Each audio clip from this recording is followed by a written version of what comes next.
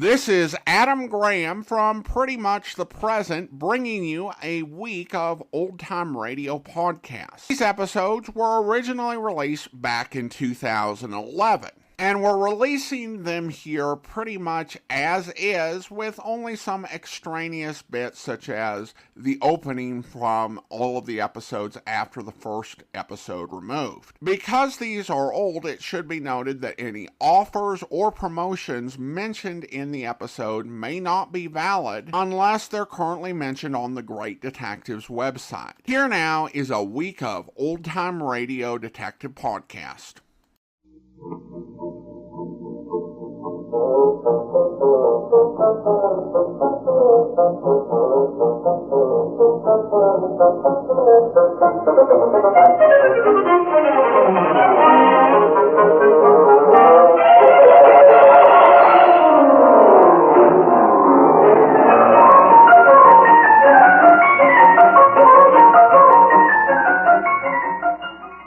Welcome to the Great Detectives of Old Time Radio. From Boise, Idaho, this is your host, Adam Graham.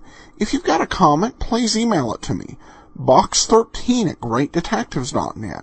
Be sure to cast your vote for the show on Podcast Alley, podcastalley.greatdetectives.net. And become one of our friends over on Facebook at facebook.com/radio detectives.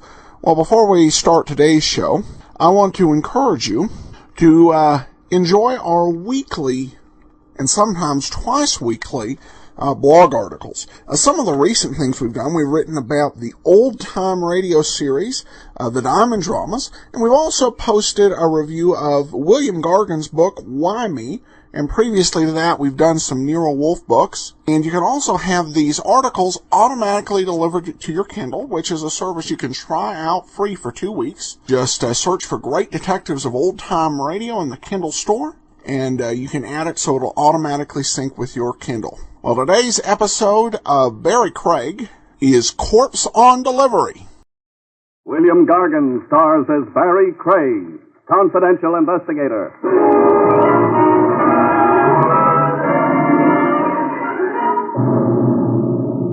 One thing about a corpse you can be sure, folks. Everybody's always trying to palm it off on the next guy.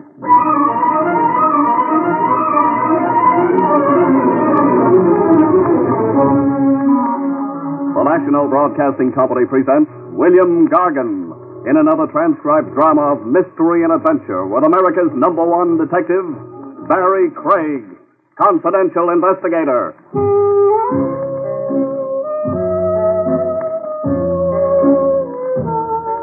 Barrie Craig speaking. A wise man once said a good detective's brain is in his feet. I guess he meant footwork solves more crimes than brain work. Oh, mister, my aching metatarsal. In my business, you rest your feet every chance you get. Any raised surface. Desks, tables, a friendly lap. Off go your shoes, and up go your feet. On this occasion, I had my feet high off the floor in a tavern, downtown along Bailbond Row, waiting for a bail bondsman named Soloway. Sam Soloway. We had a date set up. Soloway poured his troubles out to me on the telephone. A Rogues Gallery pinup boy, Joey Florio, had skipped, leaving Soloway holding the bag for bail bond money. A cash loss big enough to give any bondsman a heart failure. $50,000. My feet were asleep when Soloway finally showed. A sad-faced little guy who looked as if he'd like nothing better than a good cry. Mr. Craig? Soloway, pull up a chair. I kept you waiting. Through heartache, stardust, and melancholy baby. Huh? The juice box over there. It's been crying for half an hour. You look mopey, Sam. Mopey? Somebody should have strangled me before I became a bail bondsman. Craig, you've got to catch me a rat. Joey Florio? Joey Florio. He jumped bail, yes, but he's still here in New York. What makes you so sure? One thing, the police have every exit covered. Also, on the grapevine, I was tipped off that Florio stuck around to wind up his business. Close his horse parlors, collects all the cash he can, like a Like a man going away for a long time. Going where? Europe, somewhere. He's going to catch a plane for Europe. Just like that, huh? A fugitive racketeer under indictment breezes into an airport all smiles and climbs aboard a plane. Oh, he has nerve, Joey Florio. It took nerve to become a high muck-a-muck of the rackets. Exactly what do you want of me, Sam? Catch Joey Florio. I'll give you 10% of the bond money you saved me. You're a sucker for hiring me on the side. You've got the whole police department working for you, for free, gratis. I feel safer with one man working for $5,000. Just how do you expect me to cover the airports? I've only got 2 arms and legs. Oh, hire people. Just show me an expense account. Cover the airports and then cover my funeral. Because if I lose $50,000 on account of a rat like Florio, I'm positively going to shoot myself through the head. Hear that song, Sam?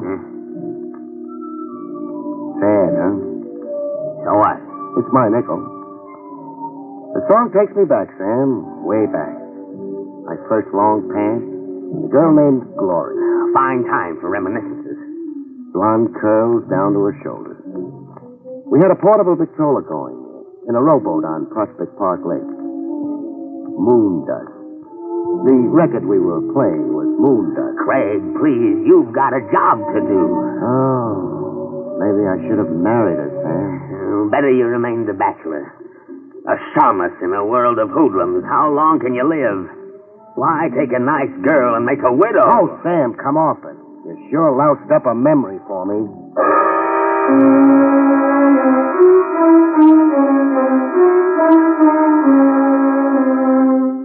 I covered the airports to keep Soloway, the bondsman, from attending his own funeral as threatened. I hired a half a dozen stooges for $10 a day and smoke. You know your stations, men. It's a 24-hour watch, so load your pockets with K-rations and carry a change of socks. The guy who comes up with Florio gets a $200 bonus and my love.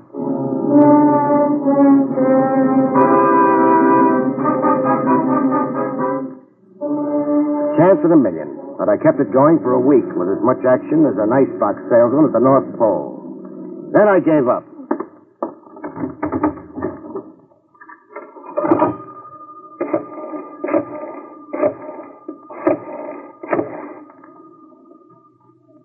Holloway, this is Barrie Craig. That tip you got on Florio was a dud. I'm canceling out as of now. I'll send you bills. Coaxing's no good. Neither is throwing hysterics. Keep my men squatting in the airport any longer, and they'll start charging us rent. Goodbye now. I was through with Joey Florio's disappearance. That is, I thought I was through with it. I found out different exactly 2 hours after I'd crossed Soloway off my list of clients. The discovery began with me dragging up the ramshackle staircase in the Midtown fire trap I had an office in. I'd about negotiated the walk-up when a scream stopped me dead in my tracks. At the top of the landing, I got a look at the screamer. It was Polly, the old Polish cleaning lady, complete with mop and bucket, staring banjo-eyed at a corpse curled up at her feet. A corpse in a merchant marine getup. It took long minutes for Polly to find her voice. This man... This corpse. He come upstairs and knock at your door, Miss Craig. He knock once, twice. Then the other man... The killer. He sneak up behind And me. stabbed him. Which way did the knife go? Not down, not with me on the staircase. Up! He go up to the roof. Stick around, I'll be right back.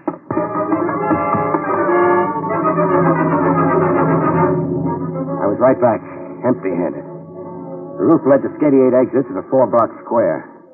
A perfect setup for a killer making his escape. I dragged the stiff into my office and then talked to Polly some more, getting nowhere. Now tell me, the knifer, what did he look like? Bad. A bad face. I see that face and I know that man no good. Sure. There were character bumps on his face and you read them. But draw me a picture, huh? Height, build, how he was dressed, some identifying marks maybe. Oh, he's short, man. Yeah? And his hat pulled down over Yeah? his face. I never forget. He stabbed the sailor, then he stabbed him again. And again, and then again, yeah. 4 separate wounds. I've counted them, but give me more description. He's short, man, and his hat over his eyes. I never forget. A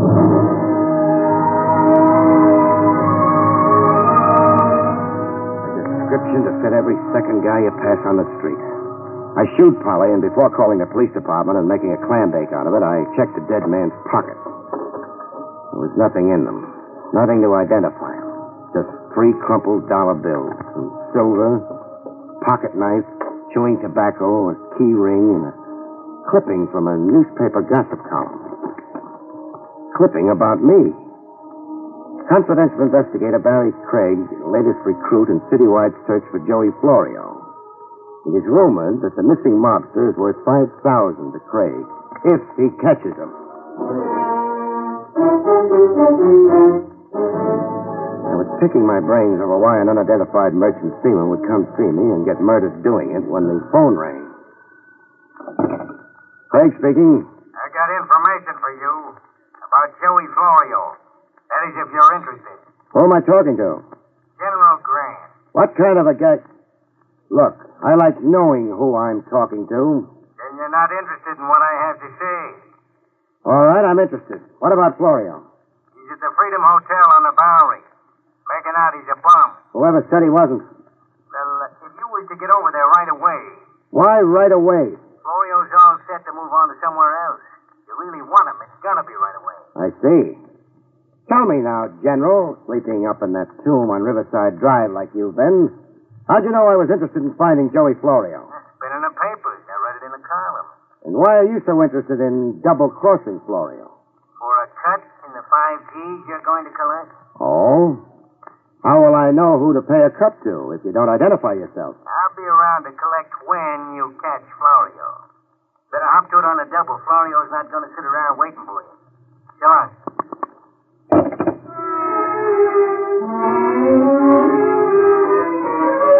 I didn't go for the phony tip on where to find Joey Florio right away yet. 10 years as a confidential operative, and you don't jump at bait like a steal in Central Park. You don't swallow everything an anonymous jerk disguising his voice on the telephone tells you. It's figured. Somebody wanted me out of my office, and right away. I stuck around to find out why, in a clothes closet with my office lights out. I kept the closet door ajar just enough and waited for development. I didn't have to wait too long. There was a knock on my door. Somebody was satisfying himself that I was really out. I watched the door open and close, and the flashlight play slowly around the room.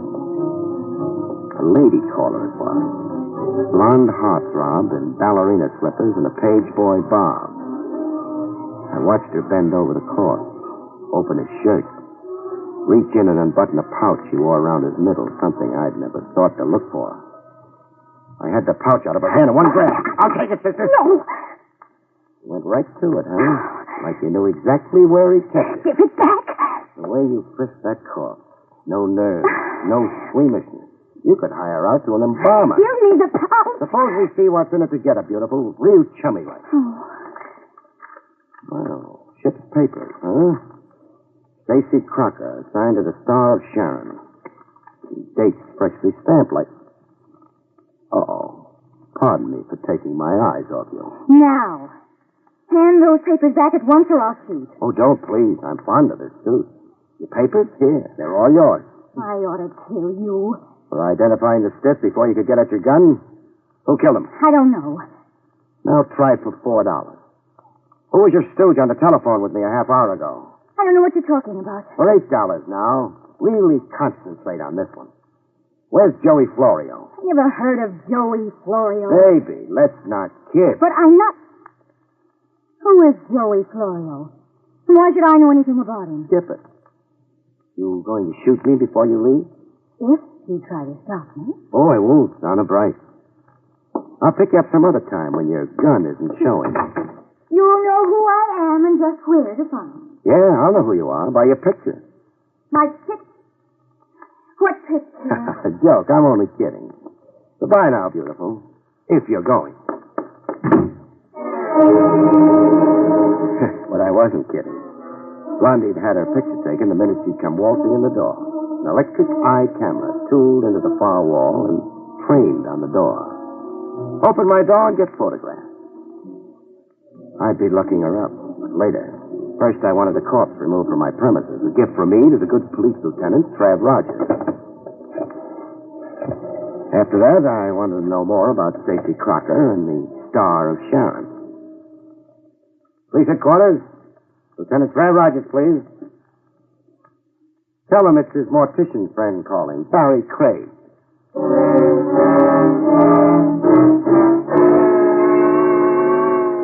My interview later aboard the Star of Sharon, anchored off Pier 20, was short and sweet. The Captain Jameson was positive that he'd never seen or heard of a Stacy Crocker. I'm sorry, there's nothing I can tell you, Mr. Craig. Nothing whatsoever. Stacy Crocker never shipped on the Star of Sharon, and to the best of my knowledge, was never assigned to this letter. But he had Star of Sharon papers on him, Captain. I saw them with my own eyes only an hour ago. Well, I can't answer for that, except that there's lots of bogus papers around. And lots of bogus talk. What? Lots of bogus talk. Why, you...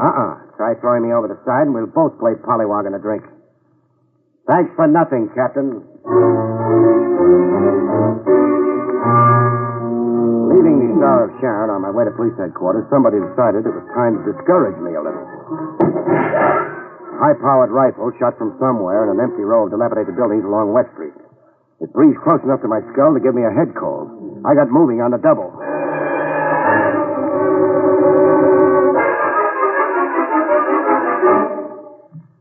I had better luck at police headquarters.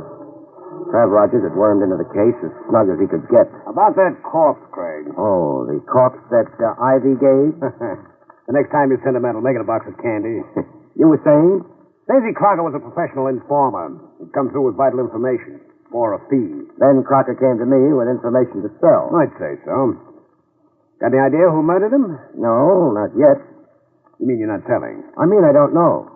What about the girl, Trav? Does the picture match anything in police files? I suppose I'm a fool to tell you.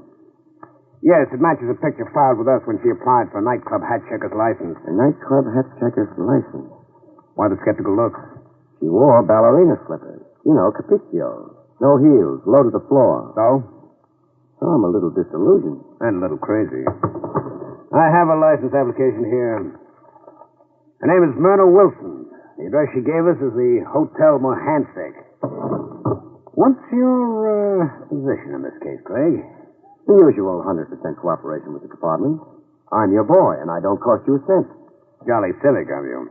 Who brought you into the case? Joey Florio's bail bondsman, Sam Soloway.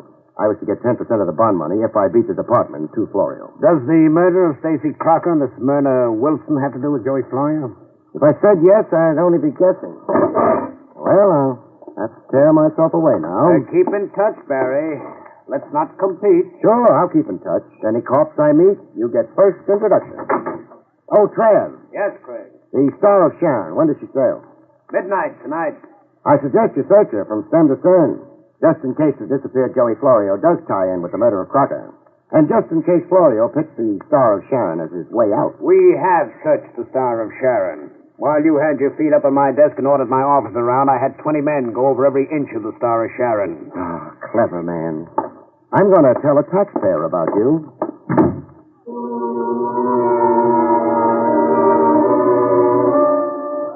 Blondie was next on the agenda. A residential dump, the Hotel Mohansick. A lobby full of nice old ladies clacking their dentures. Sedate room clerk tending strictly to business. The business of taking numbers bets. This dump reeked with refinement. If Blondie was surprised to see me, she didn't show it. As a matter of fact, it looked like she'd expected me and prepared for it. Soft lights and sweet music. There were hors d'oeuvres on a tray. Cordial glasses set around a colored decanter. And the smell of incense everywhere in the room. Is the party for me? If you want it to be, Barrie Craig. You're not surprised I came right to you? No. I knew you would somehow, sooner or later. You see, I made inquiries about you. Your reputation. What did my boosters say? That you're a bloodhound on the scent, that you get things done. My ears are blushing pink. What are you softening me up for? I need a friend. A boyfriend? A champion. How about a patsy? No, I wouldn't be fool enough to underestimate you like that. I'm in desperate trouble. You're not kidding. Let's get rid of the musical background, huh? That merchant seaman was very, very dead. I had nothing to do with his murder, I swear. You tried to prevent my identifying him. Yes, but only that. Why only that? Stacy Crocker was an informer. He's gone to your office to disclose certain confidential information. I already know that. Confidential information involving me. Involving you in what? Robbery. I used my job as hat check girl to play lookout for jewels worn by wealthy patrons. Here, I'll show you. Where? Are they real? Very real. Rings, brooches, tiaras, loot. How did you manage to steal them after scouting them? You don't look like a society raffles to me. I had a partner. And the lucky sidekick? Tex Kirby. I'm telling you the truth, Mr. Craig. Barrie. Barrie, huh? We're really getting cozy now. But let's hear Kirby's version of it. Here's Kirby's version, but how... But where is Kirby? Watch how I materialize people, beautiful. Okay, Kirby, you can come out of the kitchen now and join the party. You're smart, Craig. I learned to add 2 and 2 a long time ago in night school. I figured Blondie would have a chaperone hidden somewhere in the woodwork when a great lover boy like me came calling. I asked Kirby to be here in case you insisted on questioning him. Sure. Okay, I'm insisting. What about these jewels, Kirby? They're like Myrna told you. Me and her was working in together, stealing them. And you didn't kill Stacy Crocker? No. I only knew he was on his way to tip you off to our racket, so he could cut in on the insurance reward you'd collect. Well, so much for that. Now tell me about Joey Florio. I never met the guy. But you telephoned me Florio was at the Freedom Hotel on the Bowery. I telephoned him? Let's not get cute now, Kirby. Okay, it was me. I wanted to get you out of the way so Myrna here could frisk Crocker. How'd you know Crocker was in my office at all? And in the defunct state he was in? I tailed him to your place. I was downstairs waiting when a cleaning lady came running out into the street to tell the whole neighborhood that somebody had shoved a knife in a merchant sailor upstairs. Smart boy, Kirby. You got all your answers worked out. Oh, it's the truth. You cooked up a cute story, you two, but it's as phony as Blondie's eyelashes. Are you always so cynical, Mr. Craig? No, I believe everything I hear, but only on the 8th day of the week. Nice try, kids. I hope Joey Florio appreciates what you both tried to do for him. Florio, but we told you repeatedly... Myrna. I told you there was no use coming clean with Craig. Clean as last winter's unwashed socks. Do I walk out of here standing up, or do you two connivers have other plans for me? Maybe I have got other plans. And for safety's sake, maybe I'd better take certain precautions. Bring him to, beautiful. Murder in Kirby's big try and big lie on behalf of Joey Florio was as easy to read as the ABC on a kindergarten blackboard. They'd outsmarted themselves the way phonies always do. I'd been fed a melancholy lie in a room lousy with monograms. Monograms on the sofa pillow, on the tablecloth, even on the silk lounging pajamas Blondie's been wearing. The monogram? JF. JF for Joey Florio. It all boiled down to one simple truth. I didn't have to be the seventh son of a gypsy to figure it out. Florio planned to leave justice, Holloway the bondsman, and the USA behind him. Not by plane, but on the Star of Sharon. Stacy Crockett'd come to tell me that when somebody stopped him. Then Kirby and Blondie did what they could to stop me from identifying Crocker. From tying Crocker in with the Star of Sharon. I was in a doorway along the waterfront at 1:45, 15 minutes before sailing time. There was a cop assigned by Trav Rogers on fixed post, watching the Star of Sharon until it sailed. Everything was as quiet as a graveyard for a while. Then the fireworks began with a rush. First came a scream. A woman screaming her head off around some dark corner. Cop on detail went running toward the screen, waving a service gun. I stood pat in the doorway. It was a decoy trick. It had whiskers on it. If it wasn't, even a woman getting herself murdered somewhere couldn't get me away from the Star of Sharon. I played it right. With the cop diverted, the car rolled up to a fast stop right in front of the pier. I watched the guy jump out and the car shoot away. I didn't have to guess who. Bail jumper Joey Florio, catching a freighter at the last minute. He was running for the gangplank when I fired a warning shot. Florio, stop or you're out! Florio stopped cold and I went across to get him. Somebody had other plans for Florio. Somebody with a stuttering typewriter.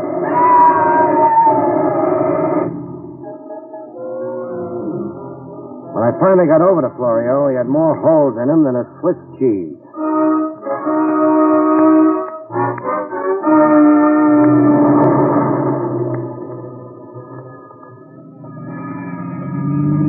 The police took over. The last I saw of Lieutenant Rogers, he was hitching a ride on the morgue wagon. I caught a cab to the home of Sam Soloway, bail bondsman. I had enough for a cruise around the moon and back coming to me, if I could sell a corpse to Sam. Hello, Sam. Craig? This time of night? I never sleep. Too many guns going off. Still want Joey Florio? I still want my $50,000. Is it still 10% for me? Bargain's a bargain. In cash, right away. Right away? Well, Craig, it's after midnight. I know you keep that much cash on you. Guys get themselves in trouble with the law at all hours. I've seen you come running to post cash bond in the middle of the night. Craig, you're a regular fox. All right, cash. Here. $50 bills. Now, what have you got Joey Florio? I turned him over to the morgue wagon. The morgue wagon? Florio was machine gunned to death less than an hour ago. Florio was murdered? Yeah. But he isn't worth crying over, Sam, so dry your tears. But she's worth crying over, Sam. She? That girl in the picture on your desk. Who is she? My daughter, Hannah. Hannah? I know her as a hat-check girl calling herself Myrna Wilson.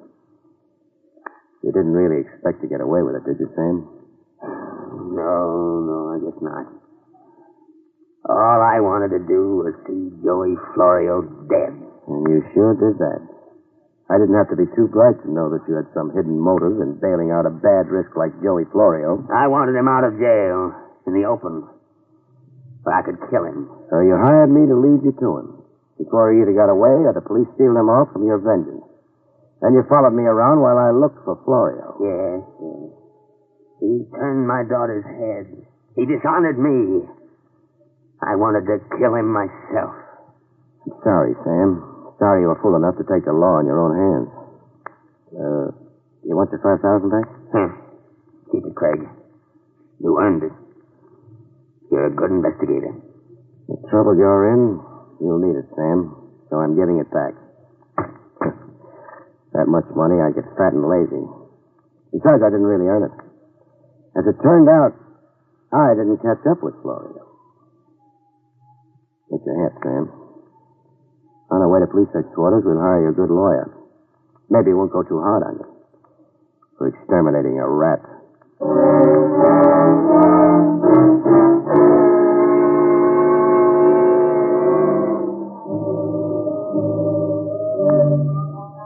You rest your feet in my business every chance you get. Any raised surface handy.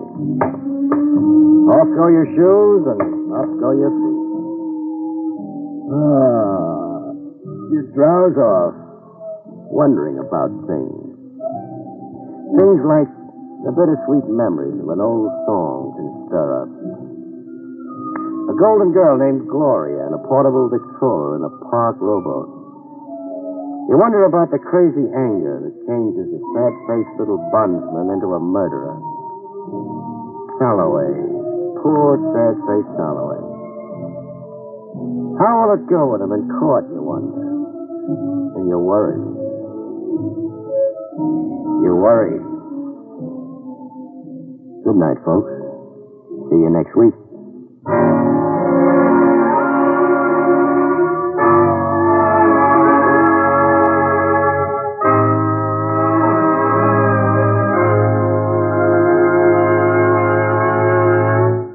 You have been listening to William Gargan in another exciting transcribed mystery drama from the adventures of Barrie Craig, confidential investigator.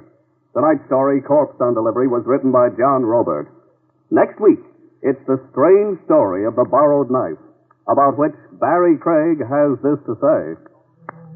One thing about marriage, folks, many are made in heaven, but there are others that are unmade by the forced application of the vow, unto death do us part.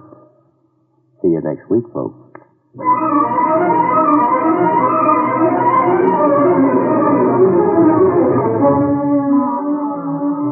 Featured in the role of Myrna was Anthony Strickland.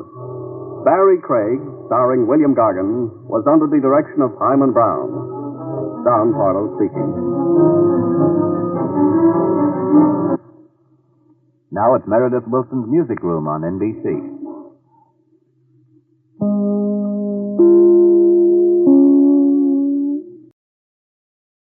Welcome back. Well, a lot of twists and turns. I actually got confused at the end about the whole thing with the money. It seemed like he was kind of having a struggle with his conscience over taking the bail bondsman's money.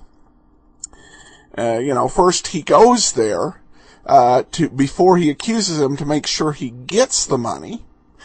And then after he accuses him, he asks if the guy wants the money. The guy tells him no, and then he says, no, you better take the money. And this kind of twisting, turning direction threw me for a loop. But other than that, it was a good episode. And it shows that there's more than one way to keep your hard-boiled private eyes sufficiently poor.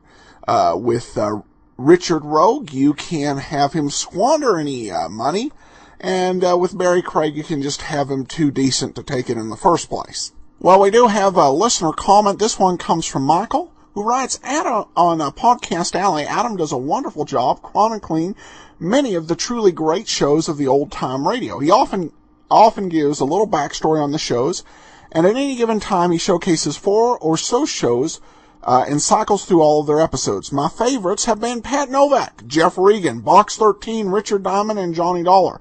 My all-time personal favorite, Barrie Craig, has just begun.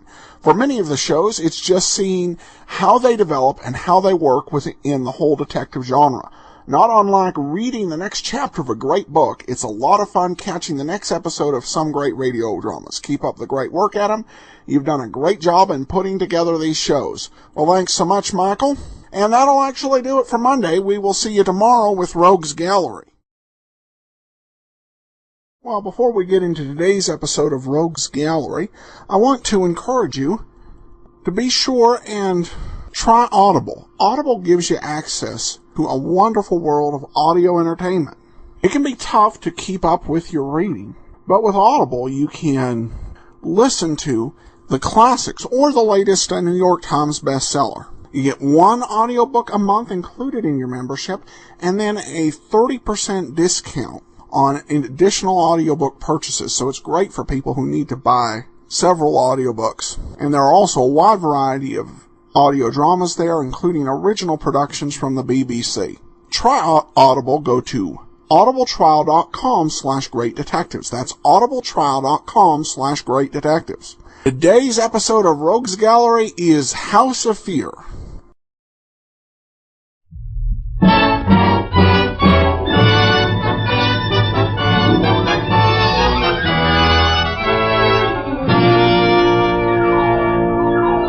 The F.W. Fitch Company presents Dick Powell as Private Detective Richard Rogue in Rogues Gallery. Oh, I'd like to get my hands on that cup that got me through the shoulder last night. Too bad it was through the shoulder, Mr. Crane. It should have been through your heart. You know, I like you. I like my women with a lot of spirit. I may just take you with me when I make my break from here. You'll have to kill me first. Oh, company. Come in and keep your hands right on that tray. I'd hate to have to shoot a beautiful girl like you. I brought up some coffee. That's thoughtful of you. Keep your hands in the air and stay away from me. Don't take any chances, Sandra. This fiend would rather shoot you than not.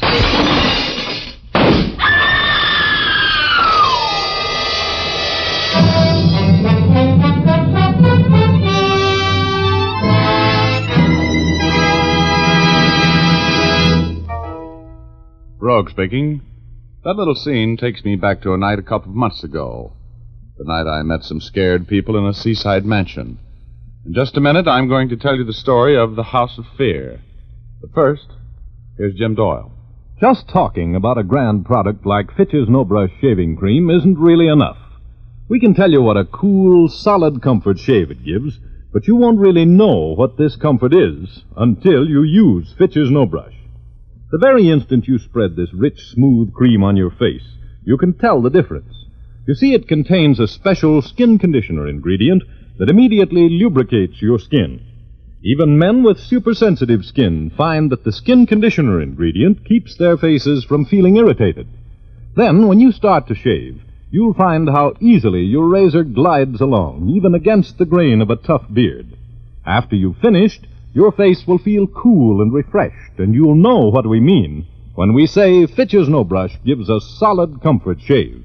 You men who prefer a lather cream will like Fitch's Brush Cream. It gives an abundant, dense lather that stays moist all during the shave. It doesn't become dry and make your face feel parched and uncomfortable. Fitch's Brush and Fitch's No Brush shaving cream come in generous 25 and 50-cent sizes. Try it for real shaving comfort. Thank you, Jim. And now I'd like to go on with my story. Okay, here's Dick Powell as Private Detective Richard Rogue in another personally conducted tour through Rogue's Gallery.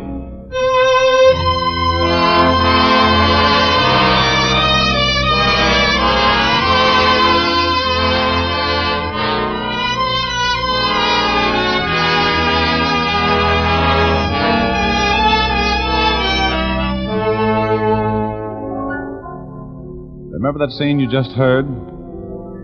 Well, one day a couple of months ago, I was in my office playing a bit of gin rummy with Herb Heide, the bookie from the cigar store in the lobby, when Mr. J. McDonald called from the Great Western Insurance Company. I knew what he wanted. I'd read the morning papers. I hated to leave the game because I was winning for some reason known only to Herb Heide, who plays cards with all the warm human abandon of an adding machine. But I have learned to love a cash case like a bookie loves a losing horse, and Great Western Insurance is a good client. So I picked up my $2.35 winnings and made tracks for the plush offices of Mr. J. McDonald. Sit down, Mr. Rogue. I have a case I want to discuss with you. Well, thank you.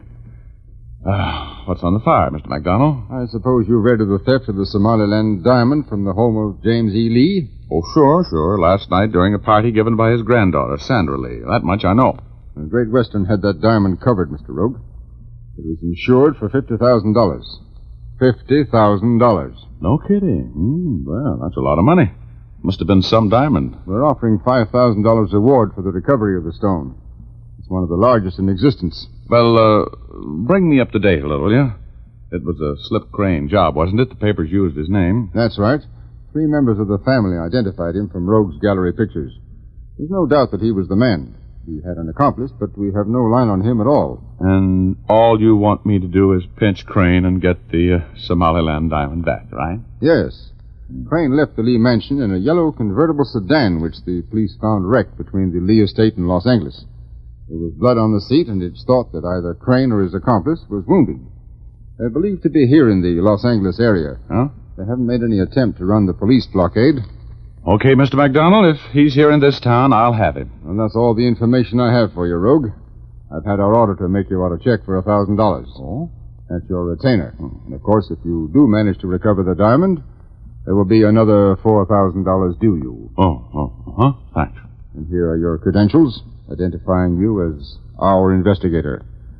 And now, Mr. Rogue... Remember, I'm not promising anything. Oh, yes, there is one more thing. The Lee family has been extremely uncooperative today. Extremely so. They practically refuse to talk with either the newspapers or the police. Well, how do you figure that? I mean, what do you suppose is their angle? That is what we are paying you to discover, Mr. Rogue.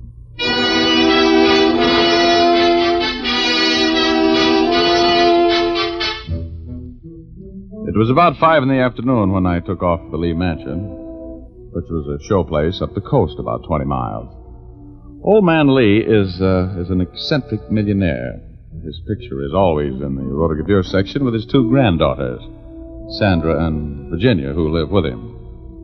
A heavy fog billowed in about 10 minutes before I reached the Lee house, and I drove the rest of the way by ear. By the time I pulled up at the house, my windshield was colored like the side of a battleship and was just about as easy to see through. So I parked in the circular driveway and ran up on the huge front porch. Yes? Richard Rogue, I want to see Mr. Lee, please. I'm sorry. Monsieur Lee is not in. Well, then I'd like to see Miss Sandra Lee, then. I'm sorry. Miss Sandra is not in. Oh? Well, I'll just take a look. Oh, no, you cannot come in. Oh, you could be wrong, dear. There. I'm in. Who is it, Marie? This man is trying to force his way in, Monsieur Lee. Oh, good evening, Mr. Lee. I hope you remember me. Richard Rogue? Oh, the detective. Of course. Thank you very much, Marie. Come into the study, Mr. Rogue. I hope you don't think I'm a heathen walking in here like this, Mr. Lee. It's my business, you know. I had to see you. Oh, I suppose so. It's about that darn Somaliland diamond. I tell you, Mr. Rogue, we've just been pestered to death all day long about that robbery. I finally had to tell the police and the newspaper people to go away and let me alone. Well, I don't like to be a pest, but... Oh, we have another guest, Sandra, my dear. The detective, Richard Rogue. Mr. Rogue, I'd like you to meet my granddaughter, Sandra Lee. We've met, Gran. And, Mr. Rogue, I'd like to introduce you to John Wood. He's a house guest. I'm very happy to know you, Mr. Wood. Thank you. I suppose you're here to question us about the Somaliland diamond. Well, that's it's my job, Miss Lee. I suppose it is. Now, Sandra, please. Oh, my goodness. Oh, Grant, stop fidgeting. We're terribly tired of talking about the robbery, Mr. Rogue. We've talked with the police and reporters by the dozens, and... well, there's just not anything left to say. You must understand, Rogue, that Mr. Lee has been driven to the verge of a breakdown by this affair. Can't you give your information from the police? No, I can't. You know, I can see why you're tired of explaining what happened, but I'm in a little different position than the newspaper boys. I represent the insurance company, and they had that diamond covered for $50,000, and naturally they're quite interested in knowing the facts of the case. I assure you, Mr. Rogue, that I have no intention of filing a claim against the insurance company. Oh? No intention at all. I just don't want to hear any more about the diamond or the robbery. But Mr. Lee... Oh, please, Mr. Rogue. It's Graham's own business if he wants to take the loss, isn't it? Well, yeah, I suppose it is, but it's a little unusual. And I don't think he should make any such decision under the present circumstances. It's easy to see that you're all upset and jittery, but... and with good reason, really, Mr. Rogue. Mr. Lee has not been well. Couldn't you talk with him tomorrow? No. I'm sure you won't mind, Mr. Lee, if I have a chair here in front of the fireplace. No. It's a terrible night out. Had a tough drive the last few miles. Fog is awful. Yes, I have noticed that the fog is in a little heavier than usual tonight. It's depressing, isn't it? Fog on top of everything else. Oh, Mr. Rogue, I'm so upset. Maybe you'd better start back to town, Mr. Rogue. It'll be slow going in this fog. What's the matter with you, Miss Lee? You're not the hysterical type. Will you please leave, Mr. Rogue? No. I'm an investigator, and I've got a job to do. I'd be a lousy investigator if I didn't try to get to the bottom of this situation. Who are you protecting? What are you afraid of? Are you accusing us of complicity in the disappearance of that diamond? I don't even know you, Mr. Wood. I'm talking to the Lees. I'm not accusing them of anything. Look, Mr. Lee, crime is my business. I know how to deal with crime and criminals. Why don't you tell me what's on your mind, Mr. Lee? I'm sorry, Mr. Rogue. But as far as I and my family are concerned, the theft of the Somaliland diamond is a closed matter. I have my reasons now. Please go. Yes, you can't do any good staying here. Where's your other granddaughter, Mr. Lee? Where's Virginia? She's returned to her school in the city. Oh, I see. Oh, Graham, please, make him leave. Now, dear. I'm sure Mr. Rogue will be going. Did you ring, monsieur? Yes, Marie. Will you please show Mr. Rogue to the door? Okay. But if you ever feel like you need any help in whatever it is that's forcing you to act like this, Mr. Lee, call me, will you? I'll be waiting for your call. Yes. Yes, I will. I'm sorry, Mr. Rogue. Good night. Good night. Good night, Miss Lee and Mr. Wood. Night. Good night. This way, monsieur. Monsieur Rogue, you are the detective? Yes, that's right. There are strange things going on in this house, Monsieur Rogue. There is much trouble. Yeah? Can you tell me about it, Marie? Well, Marie? Yes, Monsieur Wood? Mr. Lee wants to see you in the library. Good night, Mr. Rogue.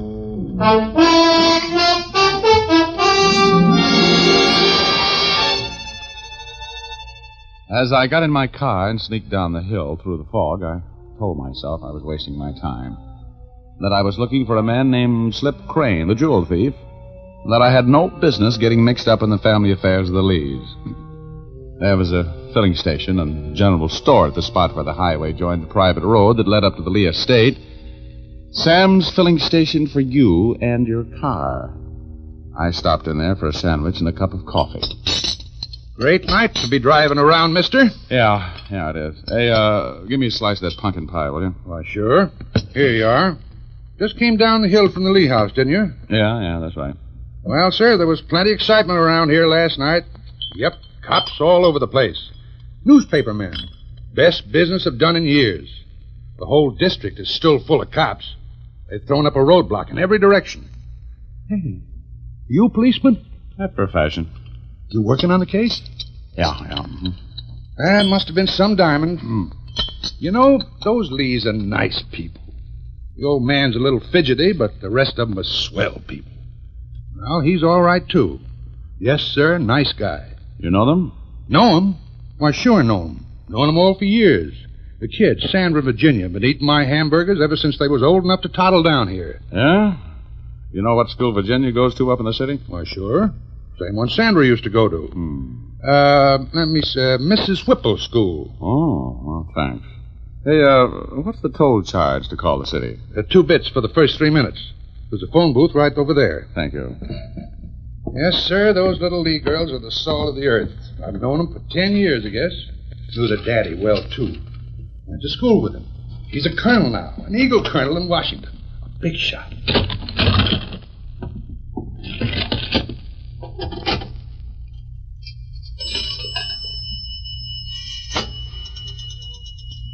Hello, operator.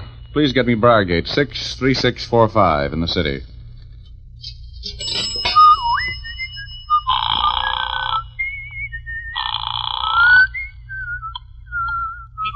School for Girls.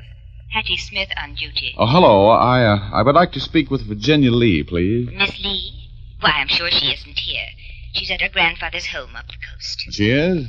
Are you sure? Oh, yes. Just a minute. Miss Lee is...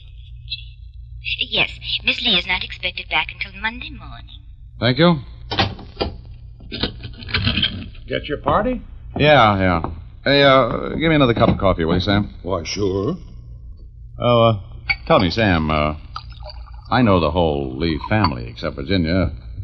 She's only about 14, isn't she? Jenny? Oh, no. Oh, she's 19 or 20. 20, I think. She's a wild one, that youngster. She's all for having fun. Nothing at all like her sister, Sandra. Oh. Well, I guess I'll be on my way. Can't sit here all night. I don't envy your drive none. Better take it easy in that fog.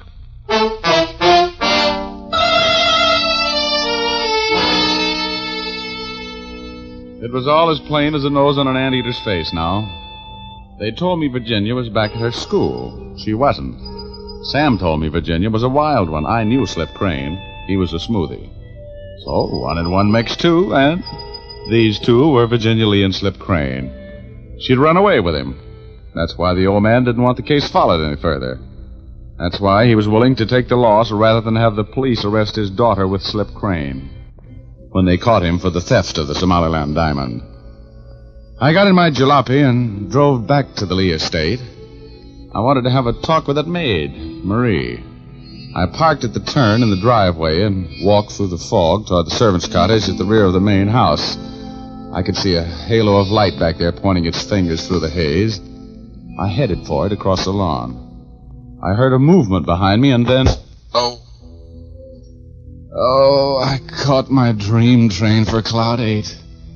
And who was waiting for me there? Was my alter enemy, Ugor. In trouble again, eh, Rogie? What happened, midget? You got hit on the head. As usual. Who hit me? I didn't see them. It's a wonder you've lived so long, Rogie. Dumb as you are. Wait a minute.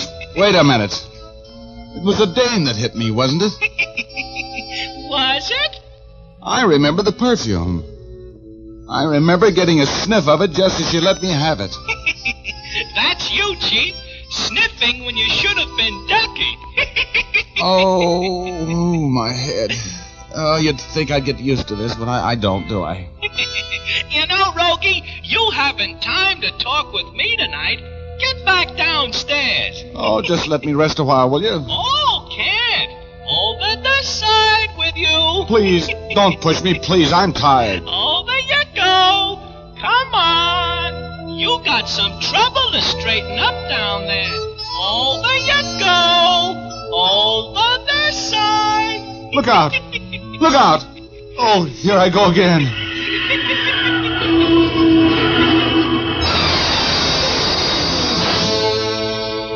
I began to come to. I could hear voices fading in and out. I couldn't focus my mind's eye on them, but I listened without quite knowing what it was all about. Oh, Mr. Rogue. Please, wake up. Sandra, don't move. I see you and I have you covered. All right. I'm not moving, Mr. Wood. What are you doing? Who's that lying there? It's Richard Rogue, the detective. Oh? Rogue, huh? What happened to him? I knocked him out with this poker. I thought it was you. You followed me when I left the house, huh? Yes. I was going to try to kill you. Really? How interesting. Instead of that, you fixed it, so I'll have to kill Richard Rogue.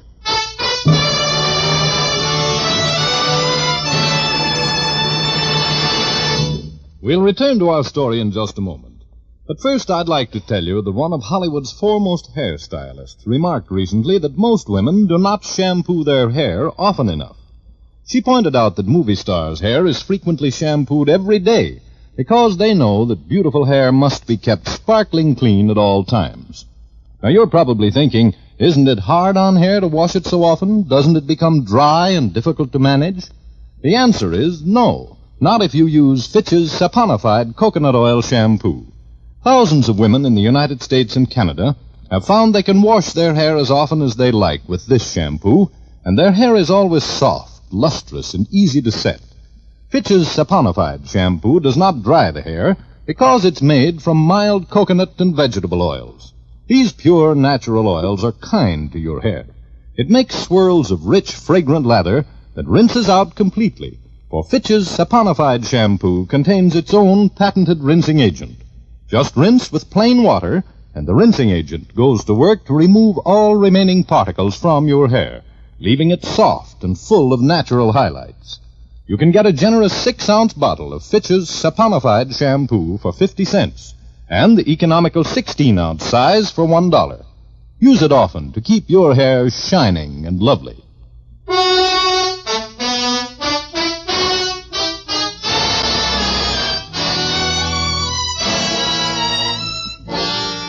Now back to Rogue's Gallery. Richard Rogue is telling our story. I was telling you about the time the Somaliland diamond was stolen from the home of wealthy old gem collector James E. Lee. The insurance company put me on the case, and I went out to Lee's secluded country mansion, but got no place. He wouldn't even talk to me about the robbery. I left, picked up a few more clues, and returned. I was walking across the lawn in a pea-soup fog when I was knocked unconscious by Sandra Lee, the old man's granddaughter. And when I returned to consciousness, I played possum and listened to the conversation between Sandra and John Wood, a mysterious house guest of the Lees. So you followed me when I left the house, huh? Yes.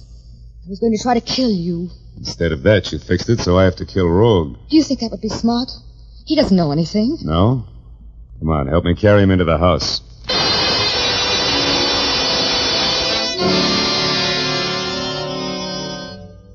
There's a certain permanence about being killed that made me act deader than a ghost town on Monday night.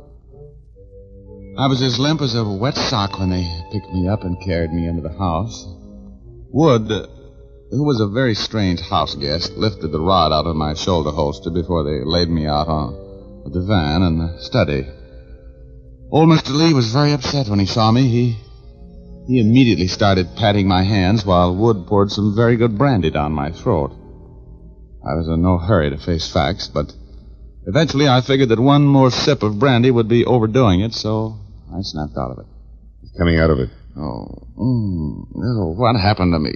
Oh, my head. Oh, dear, I knew something like this would happen. I hit you. I didn't know who you were. Should know better than to be caught prowling around the lawn up here after what happened last night. Yeah, I suppose you're right. What did you hit me with? A poker. Oh. Sandra, I don't know what your father would say. What were you doing on the lawn at this time of night, Rogue? You're lucky you didn't get shot, you know that? Yeah, I suppose I am. Oh, well, I didn't think of that. Could I have another drink of that brandy? It makes me forget my headache. Of course, Mr. Rogue. Here you are. Thanks, yeah. Yeah. Oh, that's strong. And you know, Mr. Lee, I came back to tell you I've got the deal figured.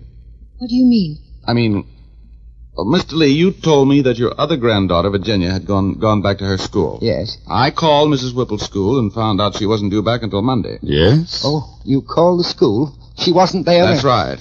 So right away, I knew why you were so anxious to get me to drop the case today. You've got it all figured out, haven't you, Rogue? Sure. I'm right, aren't I? Virginia, your granddaughter, eloped with the thief. That's right, isn't it, Mr. Lee? I guess we might as well admit it to you, Rogue. Nothing else we can do. Is there, Mr. Lee? No, I guess not. Now, that's not for publication, you know, Rogue. We'll make it worth your while to forget it. Won't we, Mr. Lee? Why, of course. If you say so, Mr. Wood, It'll cost you. I'm not in business for my health. For $1,000, I forget what I know. That will be satisfactory. You're something of a louse, aren't you, Rogue? Something. You can call me a louse if you'll give me that grand. You got that much in the house, Mr. Lee? I believe I have, in the safe. You want me to get it for you, Gramps? We might as well get Mr. Rogue paid off and out of here. No, that's the kind of talk I like to hear. Yes, Sandra. Will you get it for me, dear? So that's what you came back for. The shakedown. You private dicks are all alike.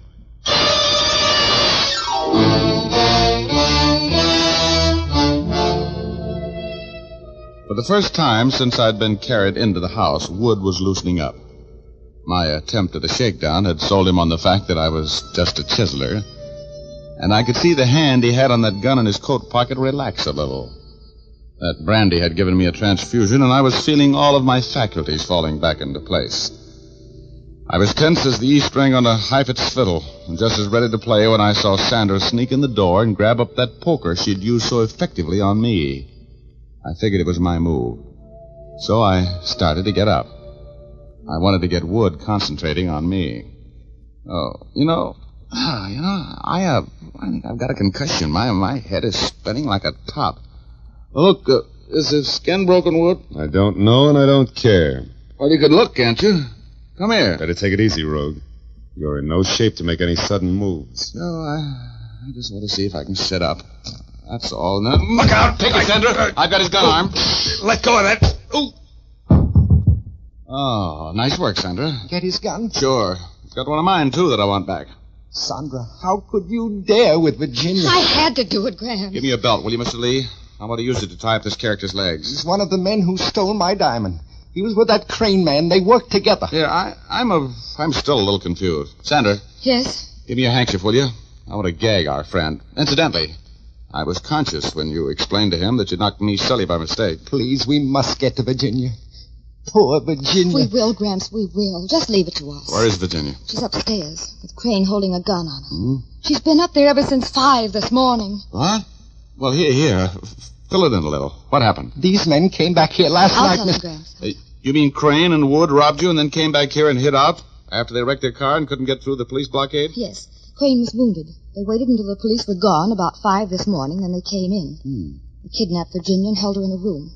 Crane stayed with her, and Wood made us introduce him to the police and newspaper man all morning. Okay. House guest. Okay. Now, this guy's all taken care of. Let's go get Crane. Where is he? He's in one of the front suites, upstairs. In a room that has windows out onto the porch? Yes, the first window at this end of the porch. All right, now listen. In exactly 5 minutes, you knock on the door to that room. Right? This sounds dangerous.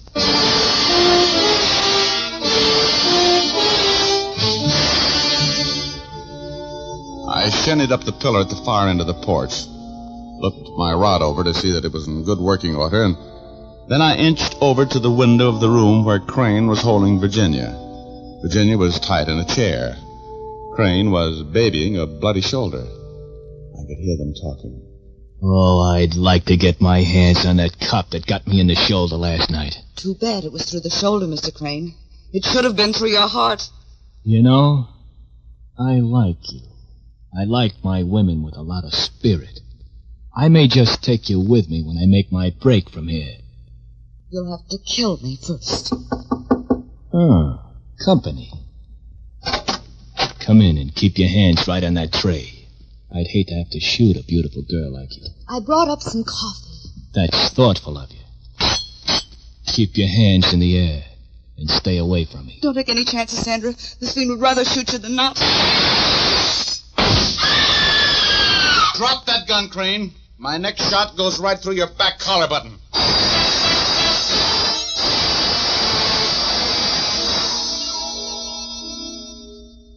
Well, he dropped it. That's about the end of the story, except that I took the Somaliland diamond from him and won the $5,000 reward, which I spent on Sandra Lee during the next few months. I thought some of asking her to marry me. And believe me, I think she was all in the mood to give me the nod. No, really. But I thought better of it and stayed single, making me one of those select eligible young men who has never made the same mistake once. You know what I mean?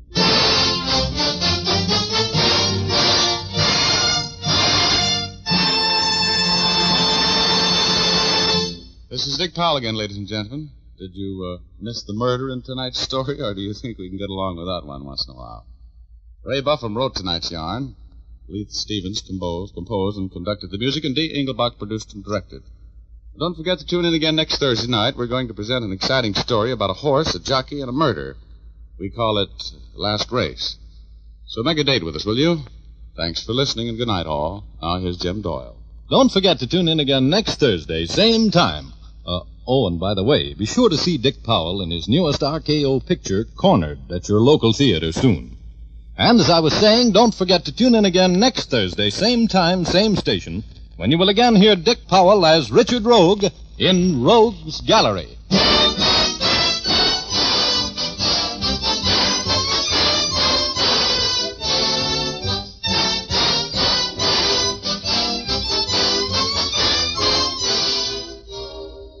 Remember, if dandruff is your problem, ask for Fitch's Dandruff Remover Shampoo. Removes dandruff the first time it is used. Fitch's Dandruff Remover Shampoo is the only shampoo whose guarantee to remove dandruff is backed by one of the world's largest insurance companies. This statement can be made by no other shampoo. Ask for Fitch's Dandruff Remover Shampoo at your drug and toilet goods counter, barber, or beauty shop. Fitch is spelled F-I-T-C-H.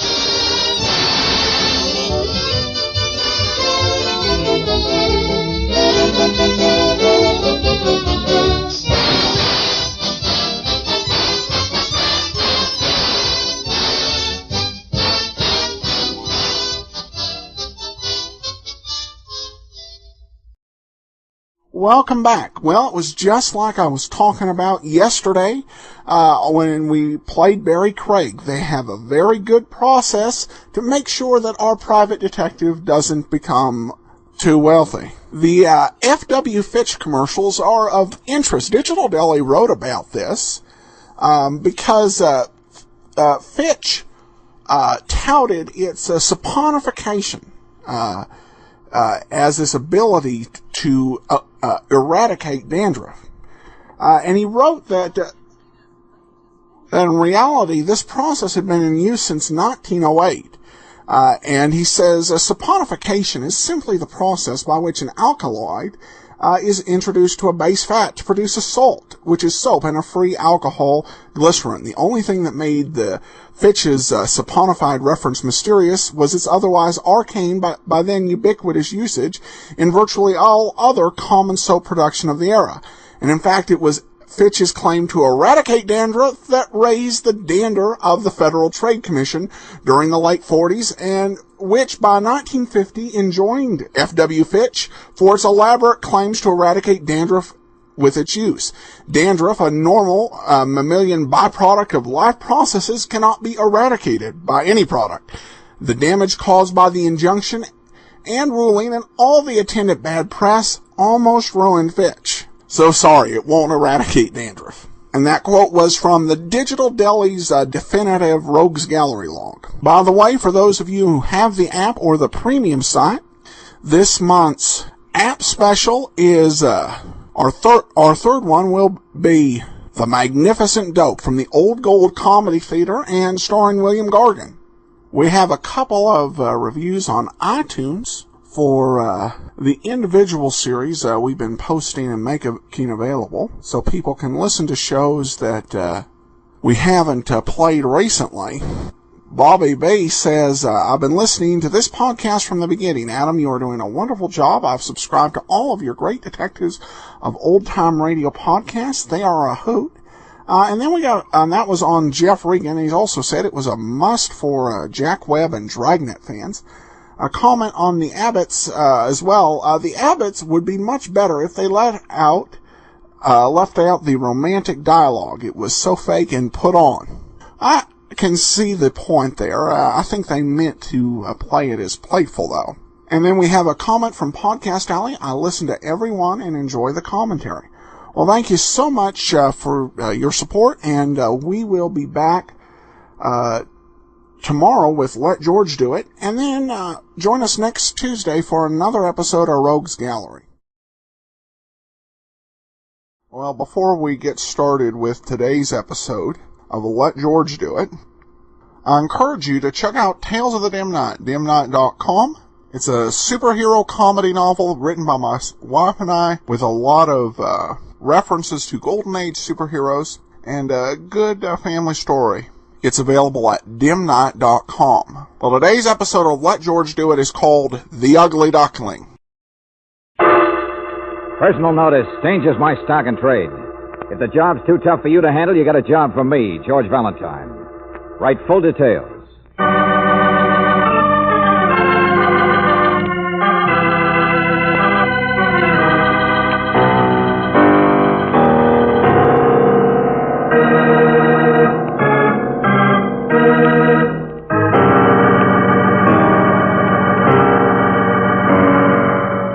Standard Oil Company of California, on behalf of independent Chevron gas stations and standard stations throughout the West, invites you to Let George Do It.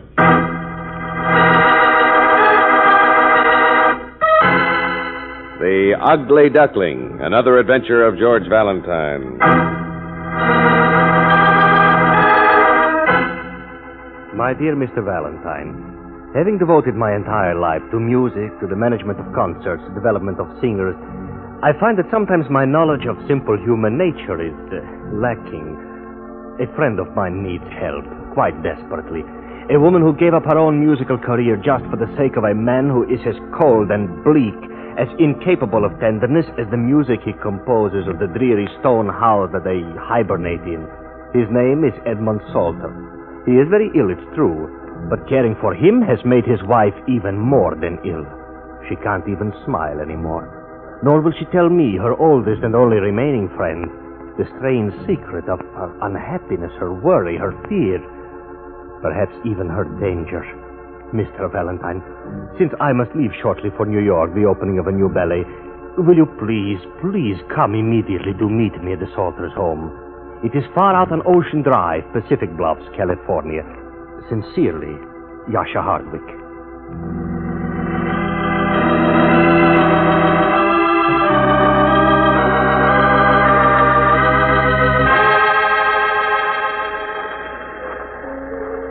Come on, George, he won't mind. He?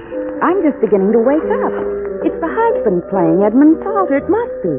Mr. Hardwick said composer, and it never occurred to me, but there was an Edmund Salter who was famous. Well, you couldn't prove it by me. Concert pianist? Mm-hmm. When I was in school, he performed once. But there's something strange about him. He's a little tiny man, George. He makes a lot of big music. He was shy, and well, he's the one they call the Ugly Duckling. Well, how'd you do? Oh, excuse us. We were just listening to I have absolutely no statement to make for the papers. And if you think you're going to hear a personal, private requiem... Oh, just a minute. My name's George Valentine. This is Miss Brooks. You're Mrs. Salter, aren't you? The friends of Yasha Hardwick from town? Yes, that's right. Oh, excuse me. He has such odd friends, I never would have guessed. Well, I'm one of the oddest. Don't be offended. Yasha's staying at the hotel, but he's on his way over now, I think. You may wait for him here. Mrs. Salter, is that one of your husband's own pieces he's playing? Johann Sebastian Bach. Well, I didn't know. I just... Johann Sebastian Bach. Lovely, isn't it? Edmund plays it so neatly, so cleanly, so precisely. Alongside of my husband's own music, you know, Bach sounds like Chopin, like the springtime, like Boogie Woogie. What's that? Like something with blood in it, Mr. Valentine. I'm afraid my husband was much too self-centered to be ever quite capable of... What's the matter, Mrs. Salter? Oh, pardon me. Yoo-hoo, Mary. Mary, darling, may we come in? Of course you may. Hello, Bertha. And you, too? Oh, this is Emile, darling, my new husband I told you about. Mrs. Salter. Well, you get such handsome husbands, don't you, Bella? What does she say? Oh, nothing, dear. Mary, darling, I rushed back... These are friends of Yasha's, Bella. Miss Brooks, Mr. Valentine. Hello. Mrs. Bella Rappo, Emile Rappo. Oh, hello. How do you do? Such a pleasure. Emile Rappo. You're a pianist, too, aren't you? In this house? No. Alongside of Edmund Salter, I would call myself a bricklayer. Oh, he's so modest, too, and polite. And such a friendly smile. Yes. Mrs. Salter... Oh, Mary, darling, I understand how upset you are. I rushed back from San Francisco just the moment I heard. But if only I hadn't left here yesterday, it was such a tragic surprise. Yes, you rushed back. Of course you rushed back. And I'm so glad that you did, Bella. I've been just waiting for you. I've been just waiting to slap your face. Hey. Mary, darling. What in the name of... Why on earth did she do that? Why? To hit you? I don't know, lady, but it seems... Oh, no, please, both of you. The poor thing must be almost out of her mind. After all, she devoted her entire life to him. Well, won't one of you please go in there and shut off that phonograph? Phonograph? It's just it's making it worse for her. It sounds so real. Well, I will shut off the phonograph. We should have guessed it, Angel. Yes, it happened late last night. She wired me. He had another attack. Edmund Salter. The ugly duckling is finally dead.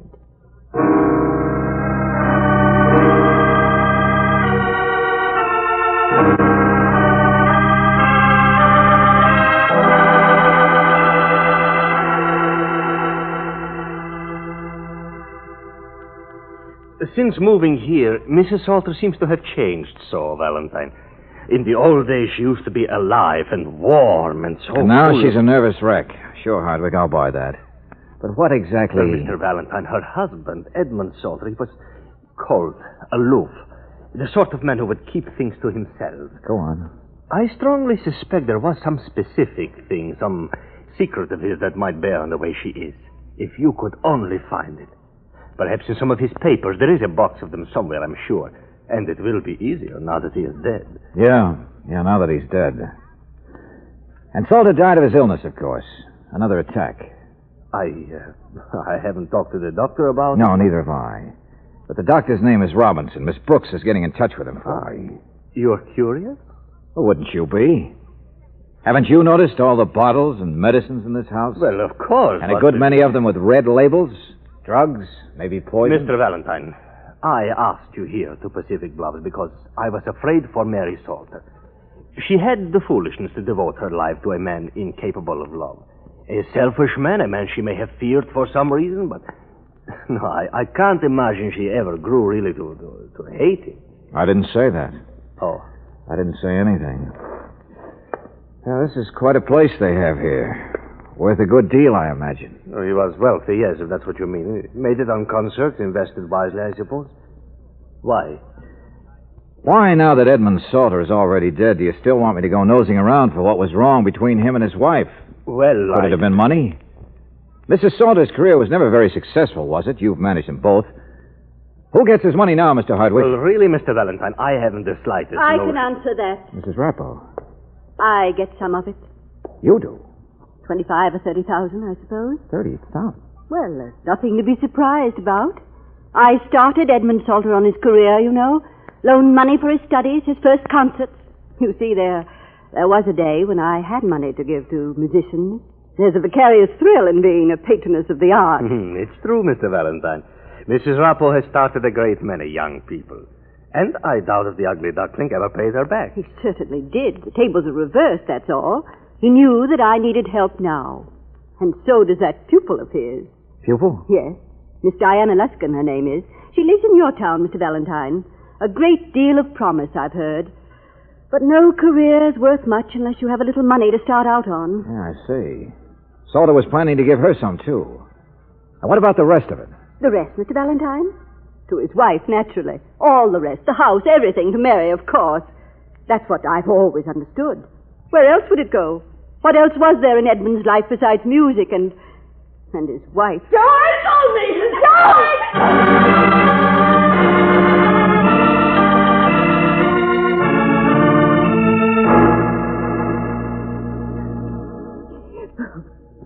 None of your business. None of your business. I found her burning things in here, George. I didn't mean to interrupt, but the door was open and she was so startled, screamed at me to get out. Some sheets of music. That's all that's left. Well, that's all there was. No, it isn't. Those other papers weren't music. Well, it's my house. I can do what I like. A little fire might warm this house up. Yeah, sure, of course you can, Mrs. Salter. But you just found this stuff, didn't you? It was in the box there. Your husband's name on it. My husband's dead. It's my estate now. I can do what I like. Now I can do anything I like.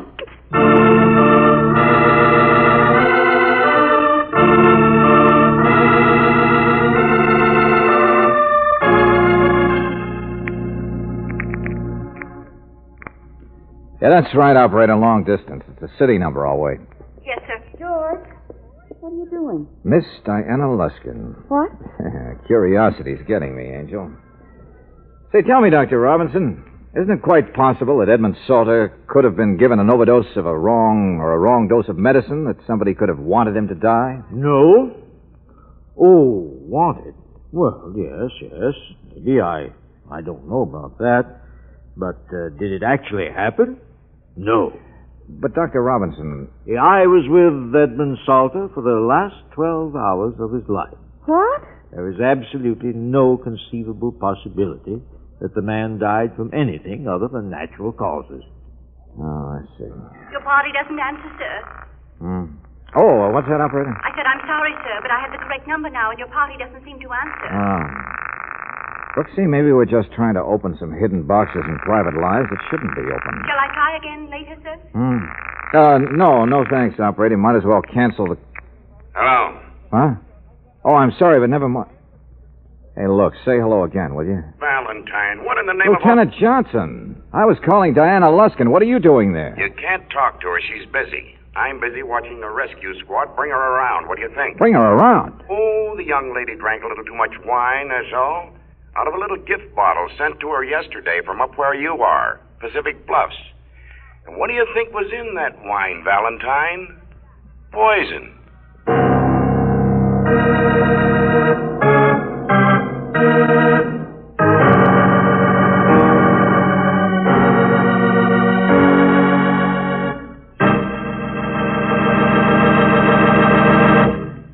We'll return to tonight's adventure of George Valentine in just a moment.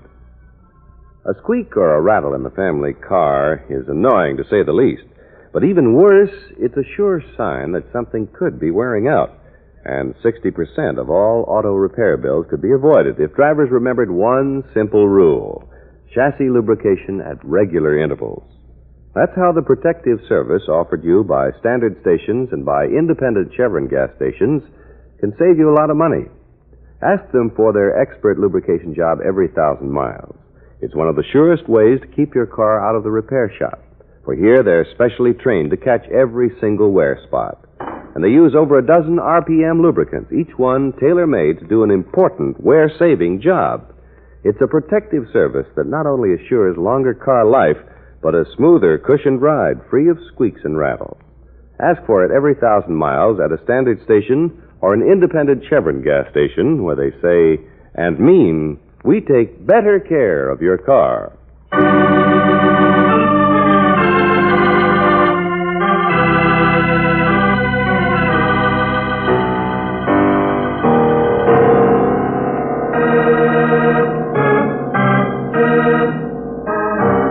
And now, back to tonight's adventure of George Valentine.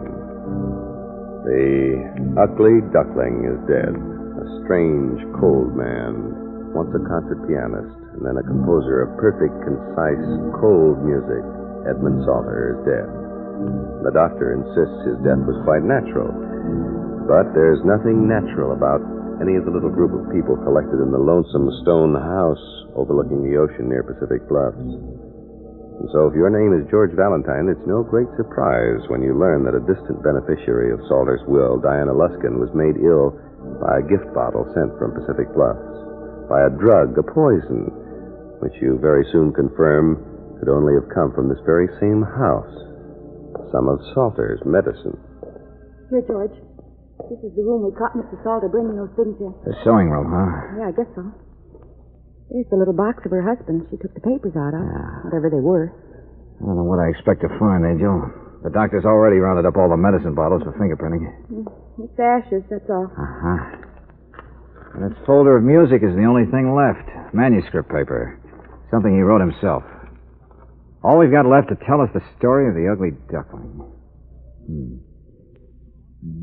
Dum, dum, dum. He's out of your class, George. Here, let me try. What was that? I don't know. Thought you said everybody was downstairs. Well, In here, I think. the next room is the study or the library. Yeah. Huh. Empty. Sounded like something metal. Yeah. The porcelain stove there, maybe. Only whoever it was. George! Well, look who's here. Oh, Mr. Valentine. I didn't know it was you, honestly. I just heard someone coming. Yeah. What were you doing tinkering with the stove, Mr. Hardwick? Prying around? George, at least he wasn't burning anything. The grate's cold. No, of course. I'm just curious, like you are, Mr. Valentine. I can't stand not knowing. Not knowing what? That's just it. That's what I hired you to find out. You didn't find anything destroyed in here? No, not after your experience. I thought perhaps poor Mary has had to destroy many things recently. Or has thought she had to. But there was nothing in the ashes there except these two little loops of ribbon. Let me see. Must have been pink ribbon. Silver threads kept them from burning completely. Yeah, and burned some time ago. Now, wait a minute. Here.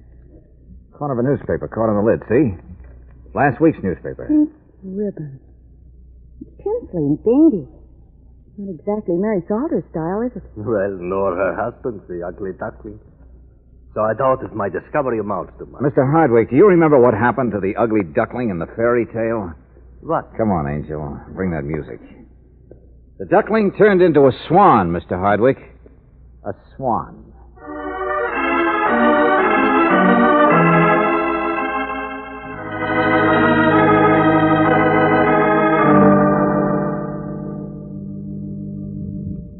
Well, of course I can play this, Mr. Valentine, but Salter should have wanted it buried. He would probably turn in his grave. Shall I leave this door open too, George? Yeah, that's right, Brooksy. Mrs. Salter still in the back parlor? Uh-huh. I bet she doesn't stay there long. Oh, don't worry. She'll hear it all right. You know, whatever this thing is, it's tied up one way or another with the papers we know she did burn.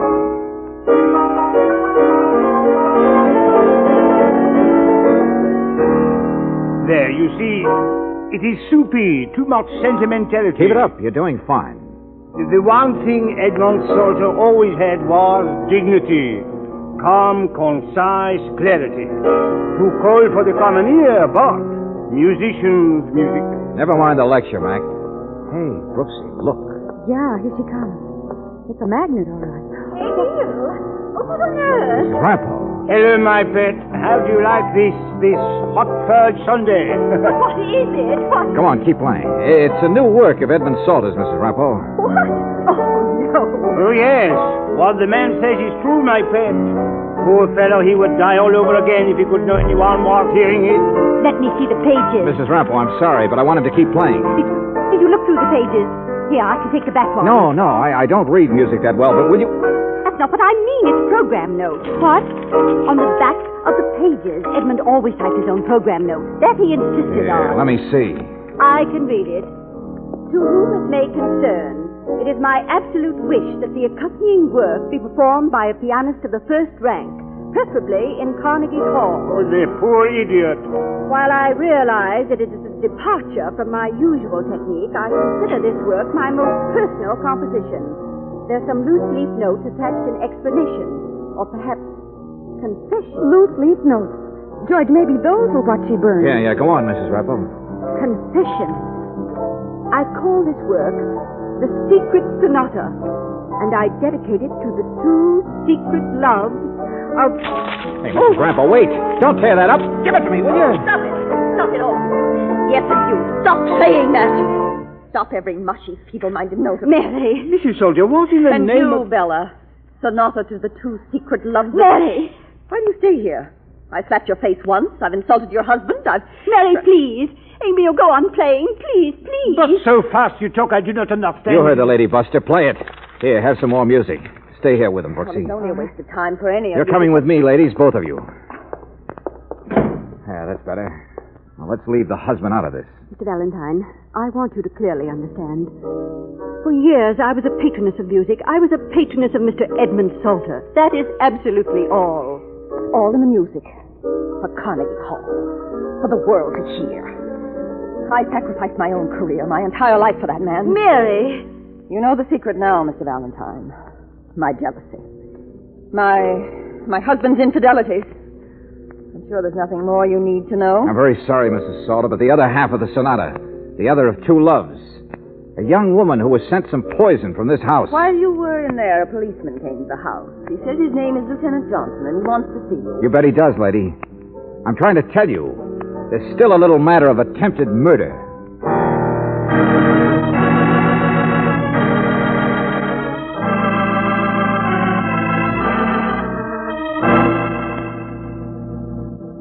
Oh, but Johnson, for the love of Pete... You heard me, Valentine. There's no case. Oh, but Diana Luskin was mail poisoned. That's attempted murder. That's... They bottled their own wine in this house. Sure, some drug got into it by mistake, but not enough to kill a mouse. What? All I knew was she was sick from the stuff. Well, the office had a message waiting for me at the local police. But I know now there's only one person who could have sent that stuff to her. Sure. Mrs. Salter herself. She's the one sent the poison, all right. A vindictive gesture. Vindictive gesture? That's what it'll be called. What else could we ever prove? Oh, so that's it. Mrs. Salter was the one who always gave that medicine to her husband. She'd have known how much to use for a lethal dose, wouldn't she? And there's the case right there. Uh-huh. The most important thing is Miss Luskin herself refuses to bring charges of any kind. She says it must have been a mistake, too.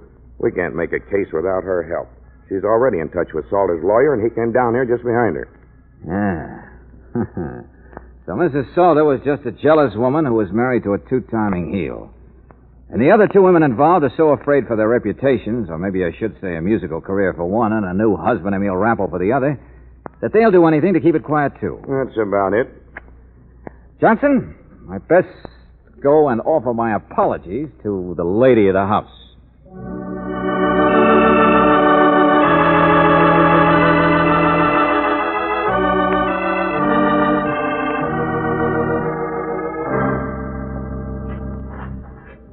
Mrs. Salter, what did you burn this time? The pages of the sonata that were still there on the piano? Pages of it? What do you mean? What did the lawyers say about burning the sonata? About going against your husband's wishes? Well, I did it before they came. They thought it was in the best interest of my husband's memory. Yeah, the stony, cold little guy on top of the musical pedestal. I devoted my life to him, Mr. Valentine. I never once suspected. Toward me, he was always, incapable of tenderness and sentiment. Why don't you cut it out? What? Tell me something, Mrs. Salter. What was the rest of the deal to hush it up? With the lawyers and Mrs. Bella Rappel? And maybe they've talked again to Miss Luskin on the phone. I don't know what you mean. I've already talked to Mrs. Rappel myself. She's not inheriting $30,000 anymore, is she? And the girl isn't taking hers either, is she? Not if there's a scandal to go with it. Oh? Mrs. Rappel's got her husband Emil to think about. And I suppose the girl thinks too much of the memory of your husband or too much of her own career. They'll both refuse that money. Mr. Valentine. That was the price you asked for burning the sonata, wasn't it? The price for interfering with your husband's supposed desire to have that thing performed at Carnegie. To air some bad music and nasty program notes like the family wash in public. Well, I tried to burn it before. I didn't want it to happen. Oh, this way. yes. It happened just the way you planned it, lady. There'll be no concert, and you'll get all the money. Yeah, pretty neat. Except that it's not going to work. Simply because of your bad timing. Bad timing? You said you tried to burn the music before. Well, then, Mrs. Salter, why didn't you? When Miss Brooks caught you at it the first time, why did you leave your door open? And how did Yasha Hardwick know there was a secret box somewhere unless you told him about it? And if you knew, then why hadn't you already looked into it? Your husband was an invalid. Yes, why didn't you burn the sonata days ago? I'll tell you why, lady. It's because you wanted the big secret to be uncovered just the way it was today. Oh, I know none of what I've said is concrete, but this is. Where did you get that? Just one page from that sonata, but it's all I need. I stuck it in my pocket on a hunch. And the hunch is right, isn't it? Give me that. Give it to me. No. This is what I'll take to his publisher, who can examine his musical figures the same way a handwriting expert examines a forgery. No! Give it to me, please! Please, let me have it! Let me have it! No! Because that's it, isn't it, lady? It was you who made up the whole nasty thing about some very nice people. And I don't know why I didn't realize when I heard what bad music this was. Because he didn't write the sonata. That was your fraud, Mrs. Salter. You wrote it. Still nothing you can do, Mr. Valentine? Even if I did write it. No. So long as you don't interfere with Salter's will. How can I now? It was such a joke, that sonata. Making people believe that he could be sentimental, capable of tenderness. Mrs. Salter, I guess there isn't any way you can be punished. Except maybe one. You see, there's one thing I've left out. A couple of pink ribbons. They'd been burned in the stove in your husband's study a week ago. I showed them to Mrs. Rappo.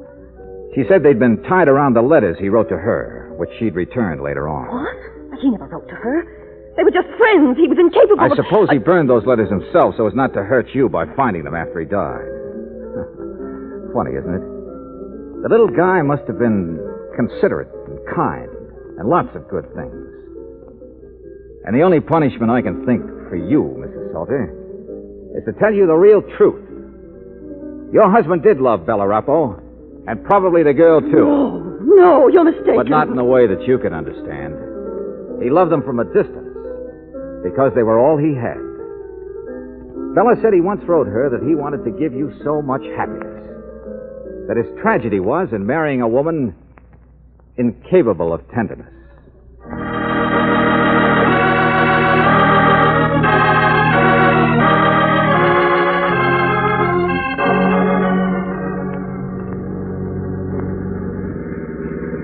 Look, Valentine, what'd you tell that Salter dame anyway? Well, when she said goodbye to me, she looked like she'd seen a ghost. Did she? Well, I'm afraid Mrs. Salter's just beginning to realize how badly she wasted her life. What do you mean by that, George? Oh, well, nothing, I guess. But maybe it made me think about things a little. Huh? Oh, thinking about the Pacific Bluffs here. It's a beautiful place to live in. Or, for that matter, to visit. Or to take a vacation in. Or to go on your honeymoon. Yes, George. Go on. Oh, what am I doing? Getting sentimental? I've been out of my league, that's all. I wonder if there's any place around here we could catch some good Dixieland music.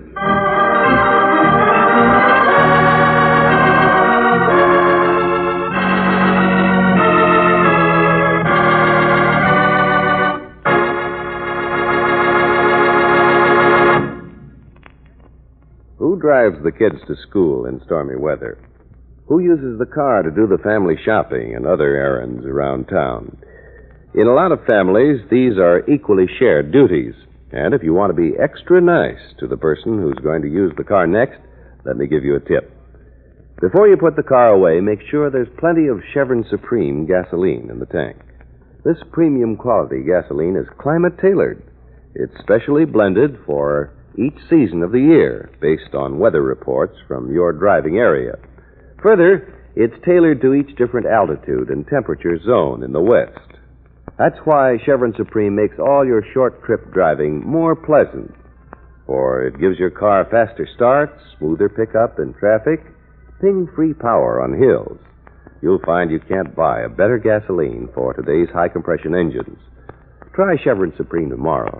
Get it at independent Chevron gas stations and standard stations where they say and mean we take better care of your car.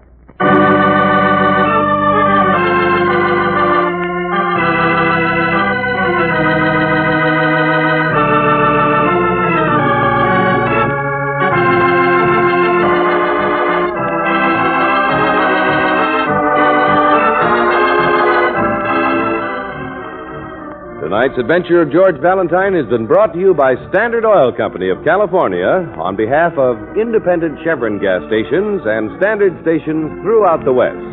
Robert Bailey is starred as George. Let George Do It is written by David Victor and Jackson Gillis and directed by Don Clark. Virginia Gregg appeared as Brooksy. Ken Christie was heard as Lieutenant Johnson, Larry Dobkin as Hardwick, Irene Tedrow as Mary, Lee Patrick as Bella, Jay Novello as Emile, and Victor Rodman as Robinson. The music is composed and presented by Eddie Dunstetter. Your announcer, John Heaston. Listen again next week, same time, same station, to Let George Do It.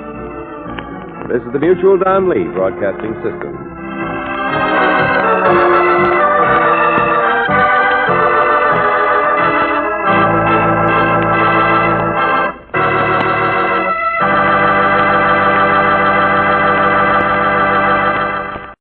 Welcome back. Well, this was one of those rare episodes without a murder or without an actual crime. Although the widow could probably be charged with extortion. But this one definitely had a more reflective mood, I thought. But definitely a mystery there. The biggest mystery may have been how close the writers will let George slip to marrying Brooksy before stopping. This was pretty darn close. Alright, well, for those of you who have the app and the premium side, I've added another show to the list of shows that we do want to do, Dr. Tim Detective. Dr. Tim was a program made with juveniles in mind, but pretty entertaining to adults. It was a very good combination of medical education and mystery. There aren't too many episodes of it. I think there's a total of 7. But I've added it to the list, and those with the app and the premium site can go ahead and sample that. And now we turn to listener comments and feedback. Austin says, "Hello, Adam. It's good to put a face to the voice. I listen every night on my iPhone. Let George Do It is a great show. Thanks for bringing it back again to us all. You have a very distinctive voice, and knowing that this is your site, I find myself reading it in your voice. Isn't it strange how our minds work that way?" And he's referring, of course, to greatdetectives.net, where we post articles, stories, even came across a clip that had been posted on YouTube of a Nero Wolfe movie. It wasn't too great, from 1937. That kind of stuff goes over at greatdetectives.net. Jeremy offers a theory as to what happened to the Abbotts. So I missed the Abbotts already. My theory on the short radio run is that Pat went broke. He was always falling into cases with no client, or when someone did hire him, it usually turned out they were involved somehow. Poor Pat probably had to close up shop and switch to selling used cars to good-looking dames just to irritate his wife. That could be. Though I don't know how we explain the rest of the one-season mystery shows that NBC aired during the 50s, but we'll work on it. And then have just a nice note on Podcast Alley. Thanks, Adam, from Amy in Tierra Verde, Florida. Well, thank you so much, Amy, and thanks so much for everybody's comments and support. We will be back tomorrow with Sherlock Holmes, and next week another exciting adventure with George Valentine. Well, before we get into today's episode of Sherlock Holmes, I want to encourage you, if you've not already, to check out Netflix. Netflix brings you a world of entertainment. Your world. Choose what interests you. There's a great variety of programming available on Netflix, both through its streaming and through its mail options, with a lot of great classic mysteries from both television and the films. as well as modern shows as well. Some of the classics there include Ellery Queen movies from the 1930s, Sherlock Holmes in a wide variety of forms, and the Rockford Files. You can try Netflix out for free. Go to netflix.greatdetectives.net or netflixca.greatdetectives.net.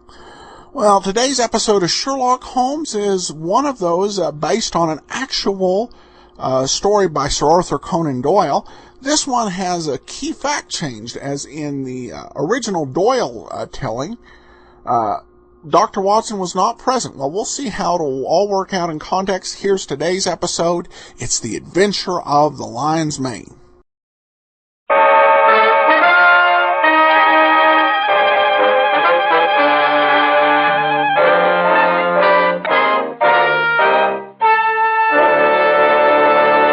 Kreml Hair Tonic and Kreml Shampoo present the new adventures of Sherlock Holmes, starring Nigel Bruce as Dr. Watson and Tom Conway as Sherlock Holmes.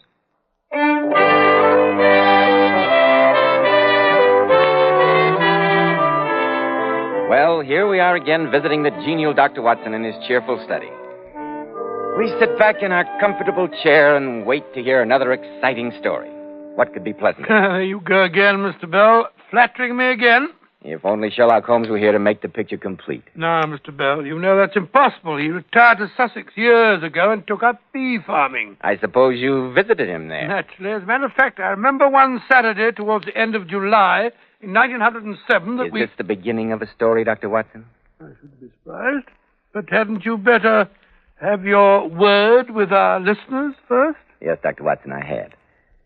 Men, I'm sure you'll be interested to learn that a recent survey showed that Kreml Hair Tonic is preferred among America's top-flight executives and most successful men. But after all, why shouldn't it be? Kreml contains a special combination of hair grooming ingredients which is found in no other hair tonic. This is why Kreml gives a man's hair such a natural, well-groomed look, such a handsome, clean-cut appearance. Kreml always keeps the hair neatly in place longer with an attractive, healthy-looking luster. Yet it never leaves your hair looking or feeling greasy, sticky, or dirty. After you apply Kreml, you can rub your hand over your hair, and your hair always feels so delightfully clean. Notice, too, how no greasy film comes off on your hand or hatband. Just use a little Kreml on your hair in the morning, and at night your hair looks as neatly groomed as when you first combed it in the morning. Remember, no other hair tonic keeps your hair more handsomely groomed. Kreml, Kreml Hair Tonic. Now, Dr. Watson, I'm all ears. Well, I was paying Holmes one of my frequent visits. His cottage is situated on the southern slope of the Sussex Downs, commanding an excellent view of the English Channel. At this point, the coast is made up of chalk cliffs, which can only be descended by a single tortuous path, which is steep and slippery. At the bottom of the path, there are curves and hollows, which make splendid swimming pools, and are filled afresh with each flow of the tide, and warmed by the sun. What town is Mr. Holmes' place near? A village called Falworth. But even that is at a distance, and the house is quite lonely. Half a mile away is Holmes's only neighbor. And who is that? Harold Stackhurst, who's the headmaster of the well-known preparatory school, the Gables. A private school, I suppose you would call it. It was summer, and most of the boys were away on holiday, except a few who were catching up. The teaching staff was reduced to 3. First of all, there was Harold Stackhurst himself, who was an old pal of mine. We went to school together. He was a splendid fellow and a well-known blue for rowing in his day. Assisting him were 2 younger men, Fitzroy Macpherson, red-headed and cheerful. In summer and winter, he went for his morning swim. Winter swimming, quite a Spartan. Yes, indeed. The other schoolmaster was Ian Murdoch, a tall, dark man, taciturn and aloof, with occasional outbursts of temper. The villain of the piece, There you go, anticipating again. Oh, sorry. Stop this. Well, it was early one morning, just after sunrise. There'd been a severe gale the day before, but the wind and the waves had finally abated and everything looked newly washed and fresh. The air had a decided nip to it, and Holmes and I were on our way down to the beach for our morning plunge. I say, Holmes, that water's blue this morning, isn't it? Rather cold-looking, if you ask me. Do you good, Watson. Your circulation needs toning up. You can run all the way home. Run up the cliff path? Oh, that's the heart. Rubbish. The boys do it. Well, I'm not under the delusion that I'm still in my first youth. Hello. Isn't that Stackhurst coming along the cliff? He's got a towel over his arm, obviously going down to the beach. He's not afraid of a little cold water, and he's almost as old as you are. He's older. Oh? Oh, a great deal older. He was 2 forms above me at school. Dear, quite an old man. I had no idea that... Stop ragging me, Holmes. Hello there, Stackhurst. Hello. Hello. Going swimming? Yes, wait for us. Come on, Watson. Oh, bless my soul if it isn't Watson. Delighted to see you, old chap. I thought you weren't coming down for another month. Well, I just couldn't stay away any longer. I'm so fond of the swimming here. Yes, Watson has just been saying that there's nothing like a good dip before breakfast to tone up the system. What did you say, Watson? Oh, I think so. Stackhurst, where are your 2 young assistants, McPherson and Murdoch, the gloomy Scot?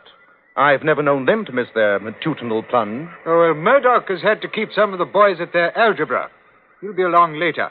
McPherson has gone on ahead. I expect he's in the water now.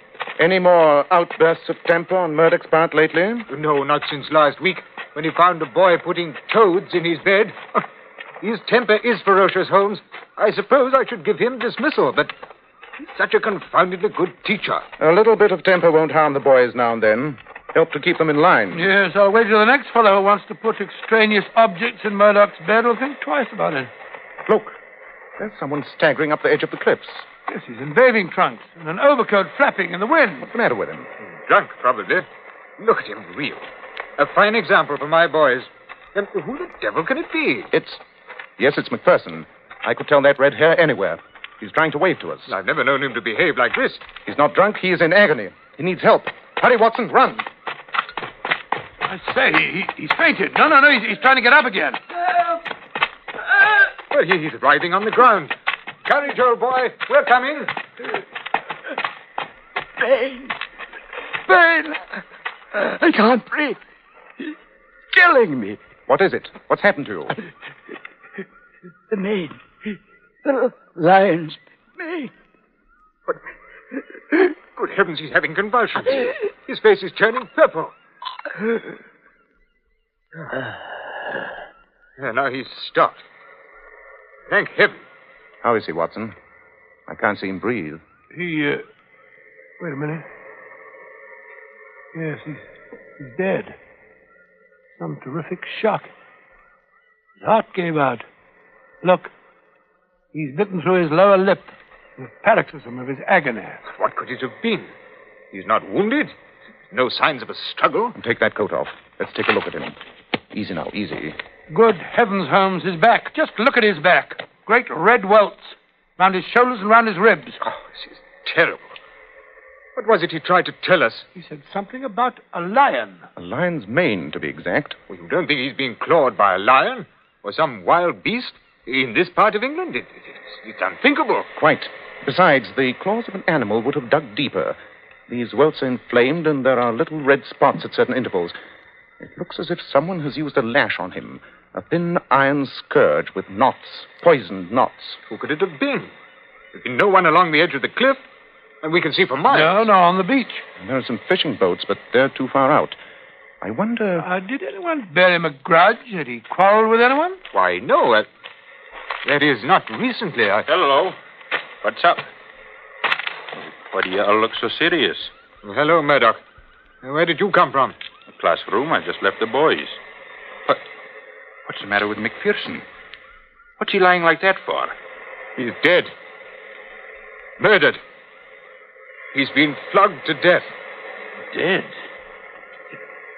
It's horrible. Who could have... We don't know. Is there anything I can do? Yes.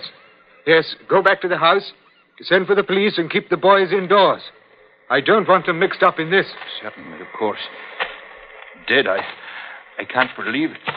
Stackhurst, you stay here with the body. Watson and I will go down to the beach to see what we can find. Good. But don't be any longer than you can help. Come along, Watson. Here's the path leading down the face of the cliff. The only path for miles. If he was attacked down on the beach, the murderer is still there. I say, he may be armed. I'd better go back for my revolver.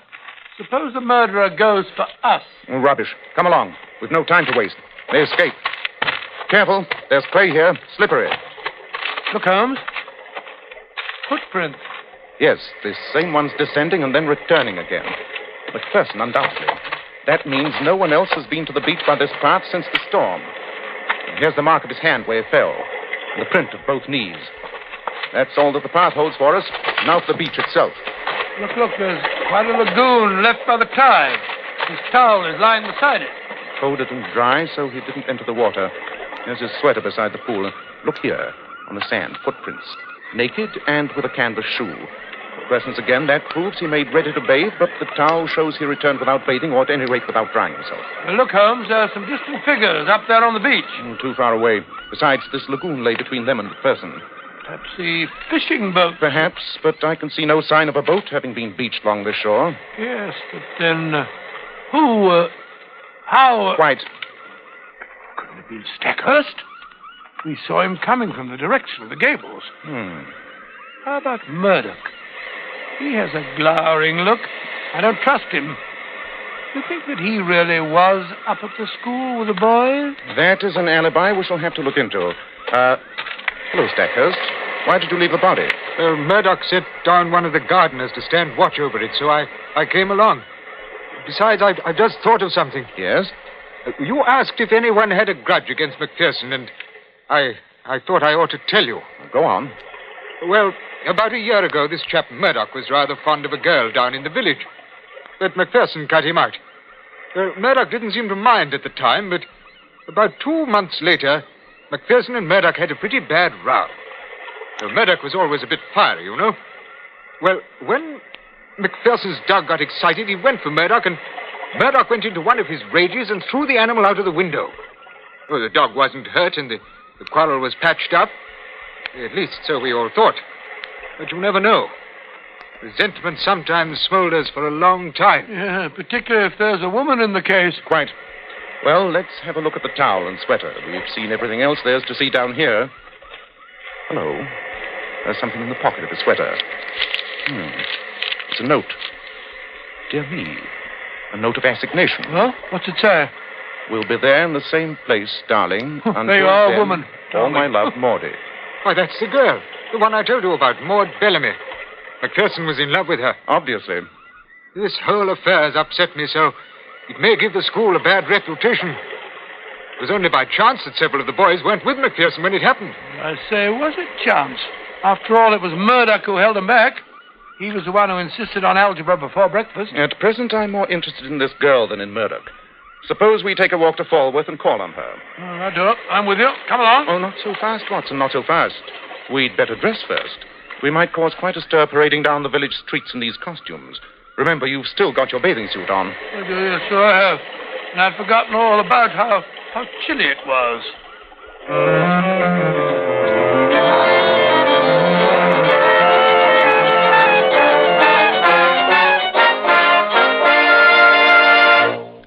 In just a moment, we'll find out what Sherlock Holmes discovers in his visit to Maud Bellamy. Men, I'm sure you'll agree that well-groomed hair adds a great deal to a man's appearance. And one of the first requisites of handsome, healthy-looking hair is a hygienic scalp. So start at once and take better care of the hair you've got. If you're smart, you'll use Kreml Hair Tonic. No other hair tonic keeps the hair more neatly in place without looking or feeling greasy. But Kreml does lots more than keep hair looking handsome. Kreml's light oils have a grand lubricating effect on a dry scalp. At the same time, Kreml removes itchy, loose dandruff. Notice how alive, how tingling your scalp feels. And men, you like to massage Kreml on your scalp because it's such a clean product. It never feels greasy or sticky. And if your hair, like so many men's, is so dry that it breaks off and falls when you comb it, Kreml actually helps condition the hair, in that it makes it feel softer, more pliable, and look as if it had some body to it. So for handsome, groomed hair and a more hygienic scalp, use Kreml daily. Buy a bottle of Kreml at any drugstore. Ask for an application at your barber's. Kreml, Kreml Hair Tonic. That famous modern hair tonic which has become such a nationwide favorite. Now, Dr. Watson, you dressed and went over to Falworth to call on McPherson's girl. Is that right? That's right, Mr. Bell. Stackhurst pointed the house out to us. That's the Bellamy house over there, Mr. Holmes. The one with the corner tower and the slate roof.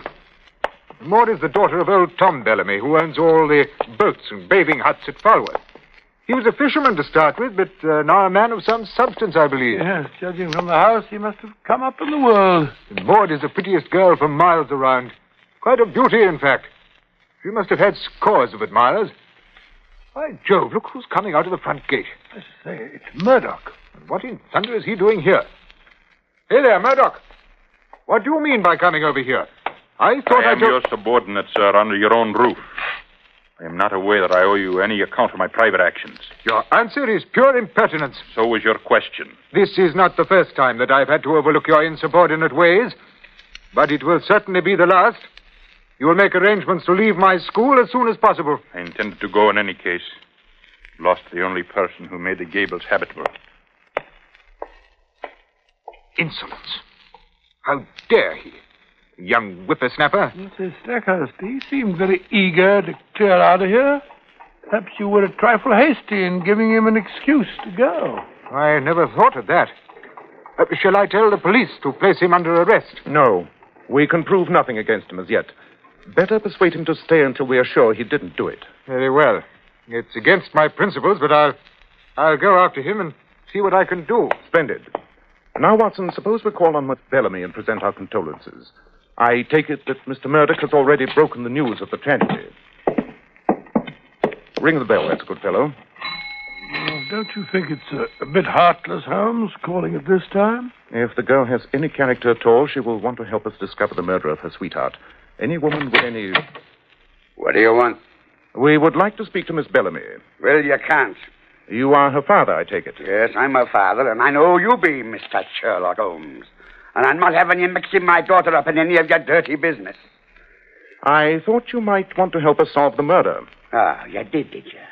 Well, I'll have you know I consider Mr. Macpherson's attentions to my Maud was insulting. And my son, William, is of the same mind.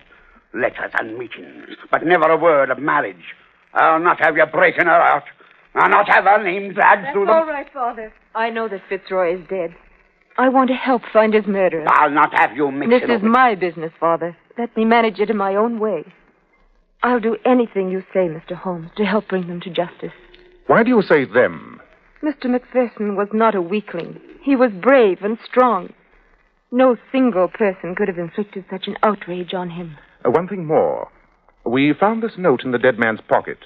Can you throw any light on it? Did he go down to the beach expecting to meet you? No. I sent it, it's true. But we were to meet tonight.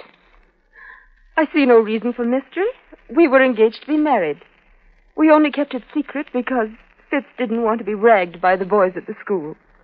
Here is my engagement ring. Well, you might have told me. I would, if you had shown a little more sympathy, Father. But the note, it didn't come by post. Who was your go-between? I'd rather not answer that question. It really has nothing to do with the matter. Do you realize that this go-between was the only person who knew of your meetings with young Macpherson? Had he any reason to resent him? That's no business of yours. You had many suitors, I believe. That she did. Was Ian Murdoch one of them? There was a time when I thought he was. But all that was changed when he found that Fitzroy and I cared for each other. Miss Bellamy, do you think it natural that a hot-tempered young fellow like Murdoch would get over his feeling as easily as that? What are you trying to make me say? If you think Ian Murdoch had anything to do with the murder, you're wrong. A finer man never drew the breath of life. He wanted us to be happy. He wasn't the kind to think of himself first. He'd gotten over his feeling for me. Then why did he want to be the first to tell you the news of your fiancé's death? Because he was Fitzroy's friend. He thought it was his duty.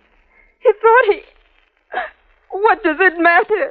Fitz is dead. Why don't you find his murderer? What's the good of all this? Thank you for your information, Miss Bellamy. Leave me alone, can't you? Leave me alone! Go and find the murderer if you're so clever. Perhaps we shall. Well, good day.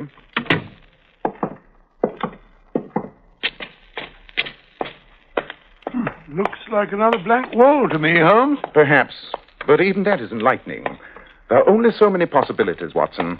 We may finally arrive at the correct solution by crossing off all the rest.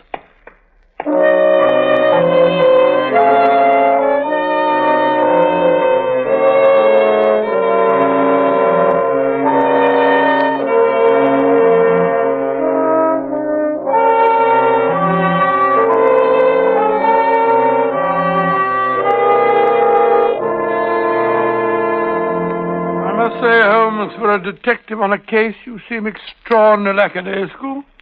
You spent the better part of the last 3 days up in your garret among your books. I've been looking for the solution, something I once read. It's in the back of my mind, but I can't seem to bring it into the light of my consciousness. Yes, and in the meantime, this Murdoch fellow may slip through our fingers. Once he leaves the school, we'll never be able to get our hands on him again. I wonder that he hasn't left before this.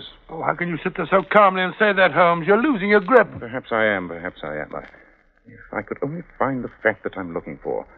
It began with a C. I'll swear it began with a C. Well, then, how about the old encyclopedia there? Look up all the C's in the book. But I'm not sure it is C. Oh, Holmes, you're being exasperating and exaggerating. You know that the murderer didn't escape along the beach or even climb the top of the cliff. But did it ever occur to you that it might be somebody hiding in one of those caves? Some sadistic maniac? Yes, it did occur to me. But it's not possible. I searched every one of those caves, and there's no trace of human habitation in any of them. Oh, then my theory of the sadistic maniac's all wrong. Yes. Huh? Huh? And horrible as that theory sounds, I'm convinced that the truth is even more horrible. That death came from the sea, and the truth is more ghastly than anything you can imagine. Oh, you make the chills run down my spine. I must say, I shall never have the courage to go swimming down there again. And a wise thing, too. At least for some time. Well, I must say, I don't see how young Murdoch has the nerve. Murdoch? Murdoch went swimming down on that beach? When? About a quarter of an hour ago, I saw him go by with a towel over his arm. Why didn't you tell me? Come on, we must bring him back. Poor boy hasn't a chance. Oh, good heavens, Holmes. I had no idea. Look. Something's happened. Someone's coming up the path. Stackhurst. He's carrying someone on his back. By thunder, it's Murdoch. And he's in bathing trunks. Help! Holmes! Watson! Something's happened to Murdoch! What is it? It's the same thing that killed young McPherson. I met him staggering up the face of the cliff. He was too far gone for me to get him home, so I brought him here. Put him on the couch. Let me have a look at him. His heart's giving out. He can hardly breathe.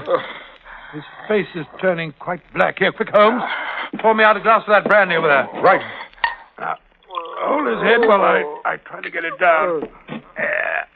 That's it. That's it. If he can only swallow. That's it. Now some more. That's better. Take the bottle. You can't give him too much. His color is coming back.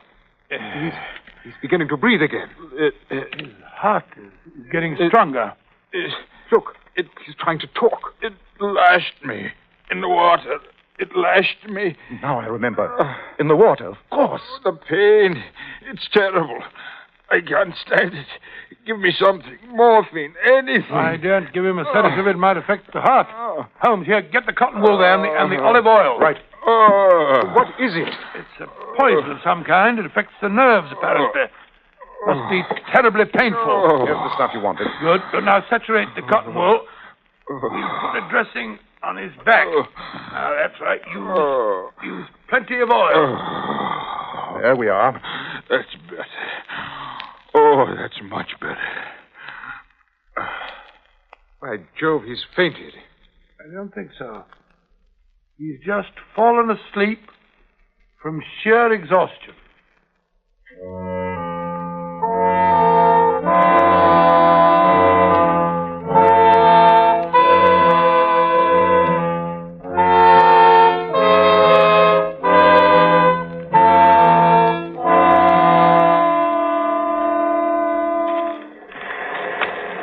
Well, Watson, how's our patient coming along? Splendidly. The nurse says we can move him tomorrow. Splendid physique that boy must have had to stand up under the strain. I say, Stackhurst, we all owe that chap an apology for suspecting him of McPherson's death. Yes. But who in thunder did kill him? I'll show him to you, if you like. You discovered the murderer? Yes. One of the most gruesome instruments of torture ever devised. He is waiting for us at the foot of this cliff. Yes, but is it safe to go down? You said that murder... Yes, if you don't go too near. Come along. All right, if you say so. Well, the tide's coming in. I don't see any murderer. No, he's not as obvious as all that. Treacherous as well as deadly. I must say that this place gets on my nerves since the tragedy. I haven't allowed the boys to go in swimming lately. I suppose it's foolish of me. On the contrary, you would have had a few more tragedies if you'd allowed them to swim. This death strikes like lightning. There's no escaping it. But great Scott, if it's as dangerous as all that, we'd better get back up the cliff before the murderer finds us. We're quite safe unless we take a dip in the lagoon McPherson went swimming in. But I thought you said that he didn't go into the water. So I did. The towel fooled me. The truth of the matter is that he was in such agony when he came out that he failed to use the towel. That's what threw me off the track in the first place. But the murderer? Down here. Where's he? Under the cliff, where the lagoon is quite deep. Ah, there's your murderer, on that rocky shelf about 3 feet below the surface. Look down there. See it? Why, it's a tangled mass. Great Scott, it's alive. It's vibrating and waving. A hairy creature with streaks of silver amongst its yellow stresses. Oh, what a foul and sinister thing. Sinister enough. The death that comes from the sea. As fatal as a cobra and more far-reaching. That is cyanea, the fearful stinger, sometimes called the lion's mane. Well, I've been born and bred in these parts, and I've never seen anything like it. Ugh, look at that foul thing. Well, it doesn't belong to Sussex, I swear. Just as well for Sussex. The southwest gale must have brought it up. What do you say? Shall we end this murder forever? Shall we end it by all means? Very well. I think this boulder should do the trick. Help me move it. It's too heavy for one man. Right. There she goes.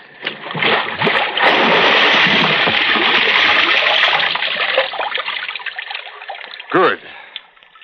The boulder has settled right on the filthy creature, pinning it to the ledge. One edge of yellow membrane is still flapping. Not for long. Notice the oily scum oozing out from under the stone and rising slowly to the surface. That is the end of the killer.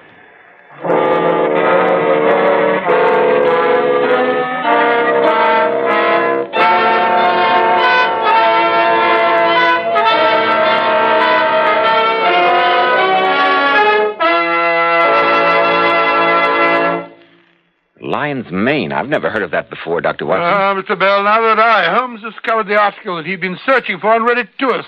The full name of the dreadful creature is Cyanea capillata. It radiates almost invisible filaments to the distance of 50 feet.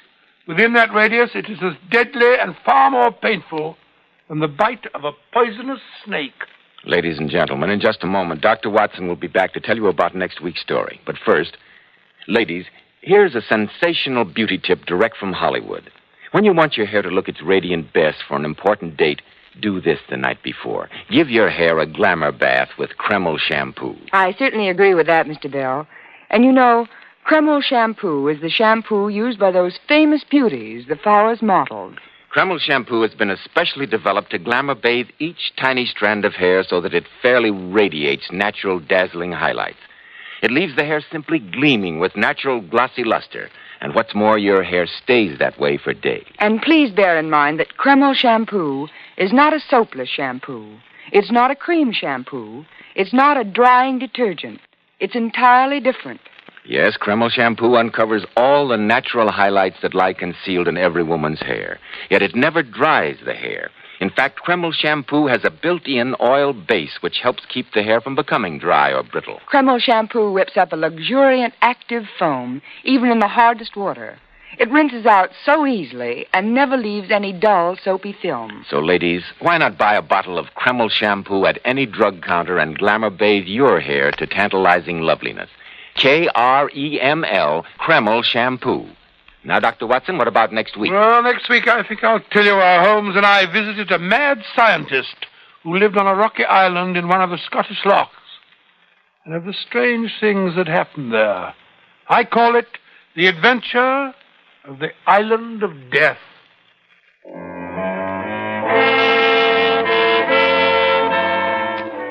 Tonight's adventure was adapted from Sir Arthur Conan Doyle's story, The Lion's Mane.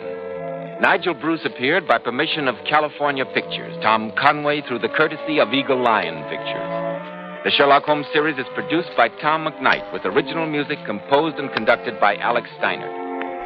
This is Joseph Bell speaking for Kreml Hair Tonic and Kreml Shampoo and inviting you to be with us next week at this same time, regardless of whether you change to daylight saving time, when Dr. Watson will tell us about the adventure of the Island of Death.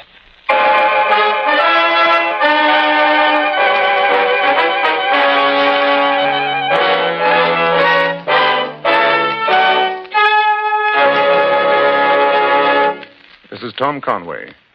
Your help is vital in the drive on cancer, the disease that must be stopped. Help save future lives.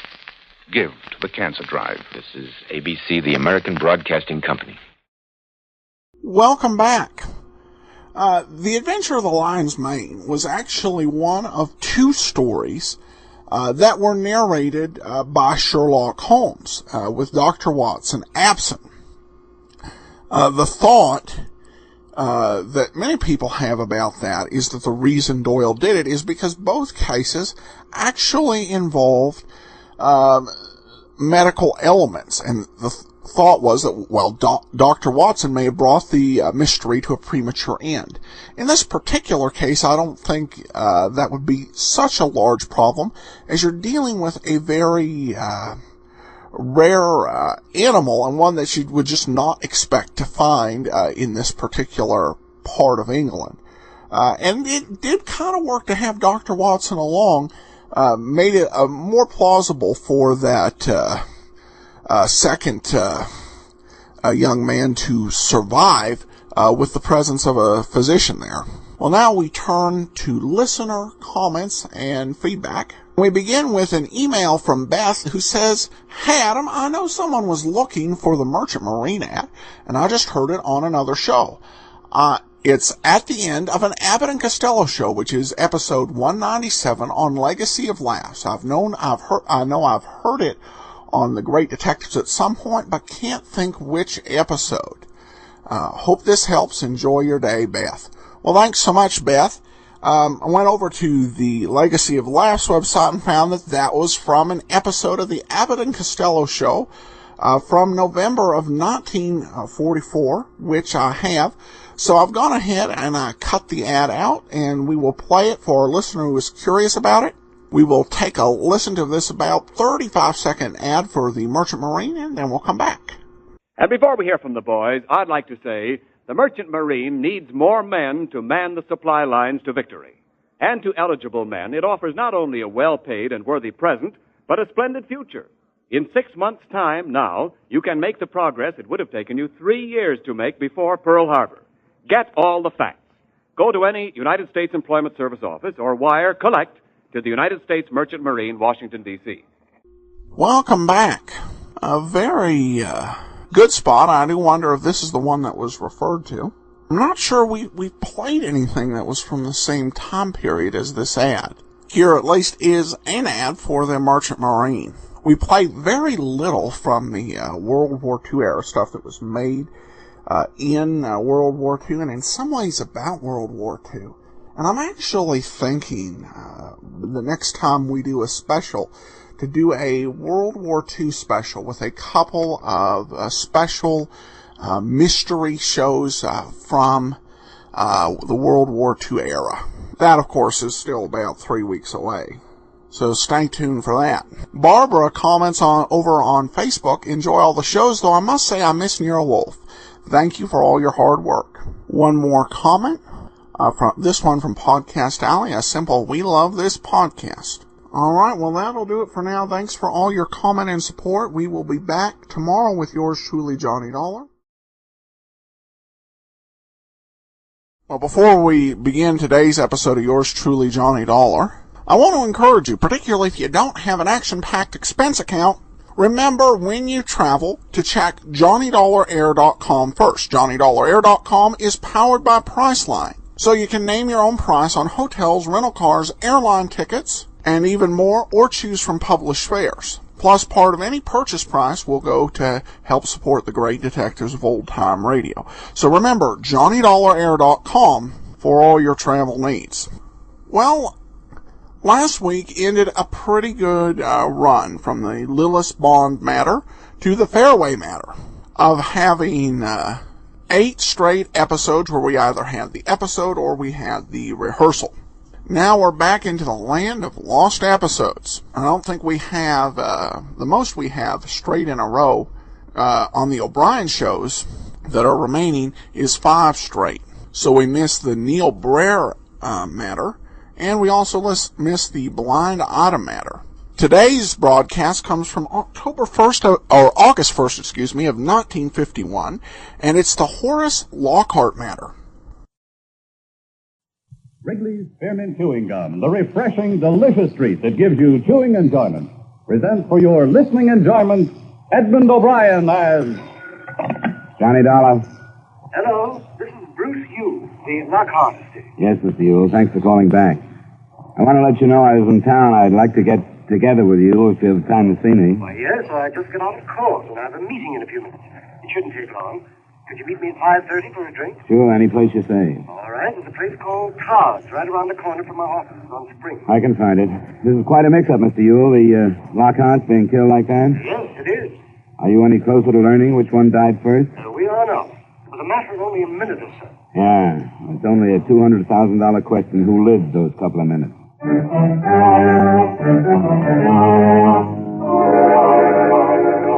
The makers of Wrigley's Spearmint Chewing Gum bring you Edmund O'Brien in a transcribed adventure of the man with the action-packed expense account. America's fabulous freelance insurance investigator. Yours truly, Johnny Dollar.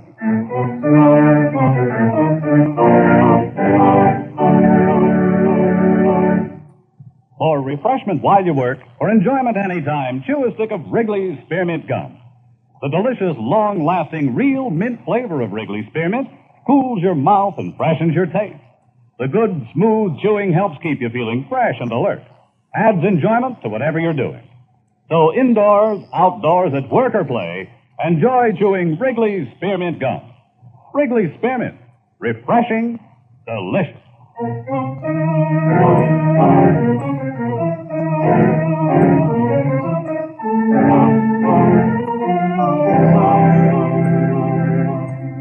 Expense account submitted by Special Investigator Johnny Dollar to Home Office, Washingtonian Life Insurance Company, Hartford, Connecticut. The following is an accounting of expenditures during my investigation of the Horace Lockhart matter.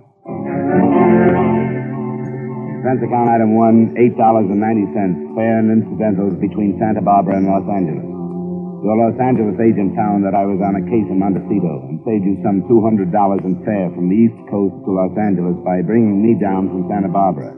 At 5:30 that same afternoon, I met Mr. Bruce Ewell, attorney for the Lockhart estate. You lead off, Mr. Dollar. I'll answer any question I can.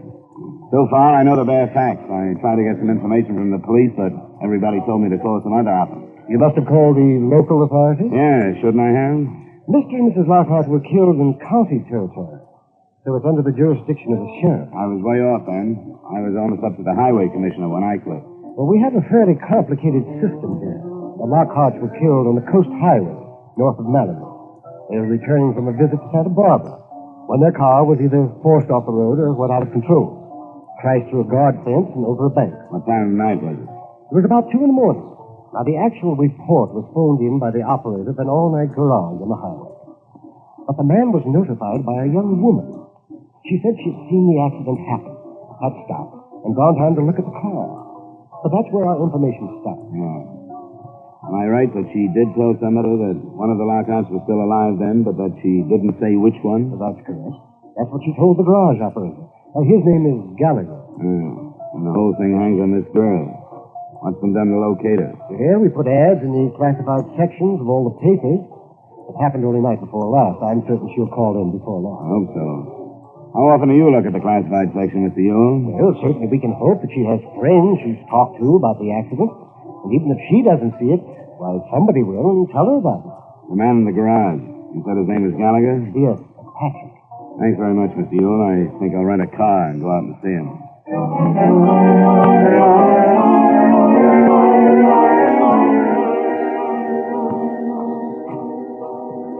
Good evening. Hi. You Mr. Gallagher? Yeah, that's right. My name is Dollar. I'm an investigator for an insurance company. I'd like to talk to you about that accident the other night. That Lincoln with the man and his wife? Yeah, the Lockhart. Oh, that was a mess. We should get him on this highway. Crazy fool drivers. He was quite a big shot, I read. He was. What I want to find out about is the girl who reported the accident to you. I don't know anything about her. She busted in here all excited and told me about it, and then she left. Never saw her before, and I haven't seen her since. What exactly did she say? You remember? What do you mean? I'd like to learn her exact words if you remember them. What's so important about her? We're looking for her. I'll explain it to you. But do you remember what she said? Not her exact words, maybe. She told me about the accident. She said there were two people in the car, and she said one of them was dead, but she thought one was still alive. Can you be sure that she didn't say, I think the man is still alive, or I think the woman is still alive? No, I don't think she said that. Did she say there were two people in the car, or a man and a woman? Yeah, I'm not sure. I didn't think anything about that. All I was thinking was calling the police. As a matter of fact, I was asleep. She woke me up, shaking me, and talking about it. It took you a couple of seconds to come to your senses, then, I suppose. Huh? Yeah, I guess so. She left, and I called the police. But it's just possible that she might have mentioned the man or the woman still being alive. Well, yeah, maybe, before I was awake. But I don't get it. What difference does it make? It makes a $200,000 difference to one of two people, Mr. Gallagher. What are you giving me? You carry life insurance, don't you? Yeah, all I can afford. Well, the Lockharts each had a policy naming each other as first beneficiaries, but each of them named a different second beneficiary. Yeah, I'm beginning to see. Mrs. Lockhart had named a son by a former marriage. So if she survived her husband in that crash, even for a minute or so, she became his beneficiary for that length of time. If that was the case, her son is in line for the money from both policies. If she died first, it's the other way around, and her daughter by Lockhart is in line. Oh, I didn't think they cut it that fine. You can see how important it is for you to remember exactly what this girl said. Well, knowing isn't going to make it any easier, to be sure. I'm not sure, that's all. What did this girl look like?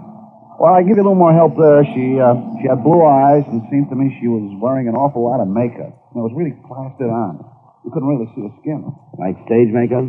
What about eyelashes? Were they false? Yeah, they were. Now that you mention it, they were too long to be real. What else? She had a scarf over her hair, but I'm pretty sure it was blonde. That's about all. She was wearing a coat. Oh, and I noticed when she left, she was bare-legged and wearing white shoes with high heels. Her legs were tan, so maybe she lives on the beach around here someplace. Could that have been makeup on her legs, too? I don't know. Maybe it was. What about her car? What kind was it? What color? I didn't see it. Didn't see it? No, she parked there by the side of the building where you did.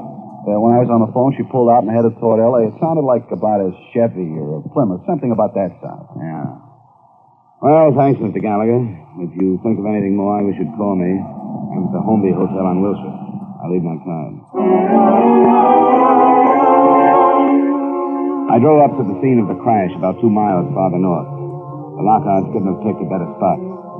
There was an almost sheer drop of more than 20 feet to some big rocks just above the beach.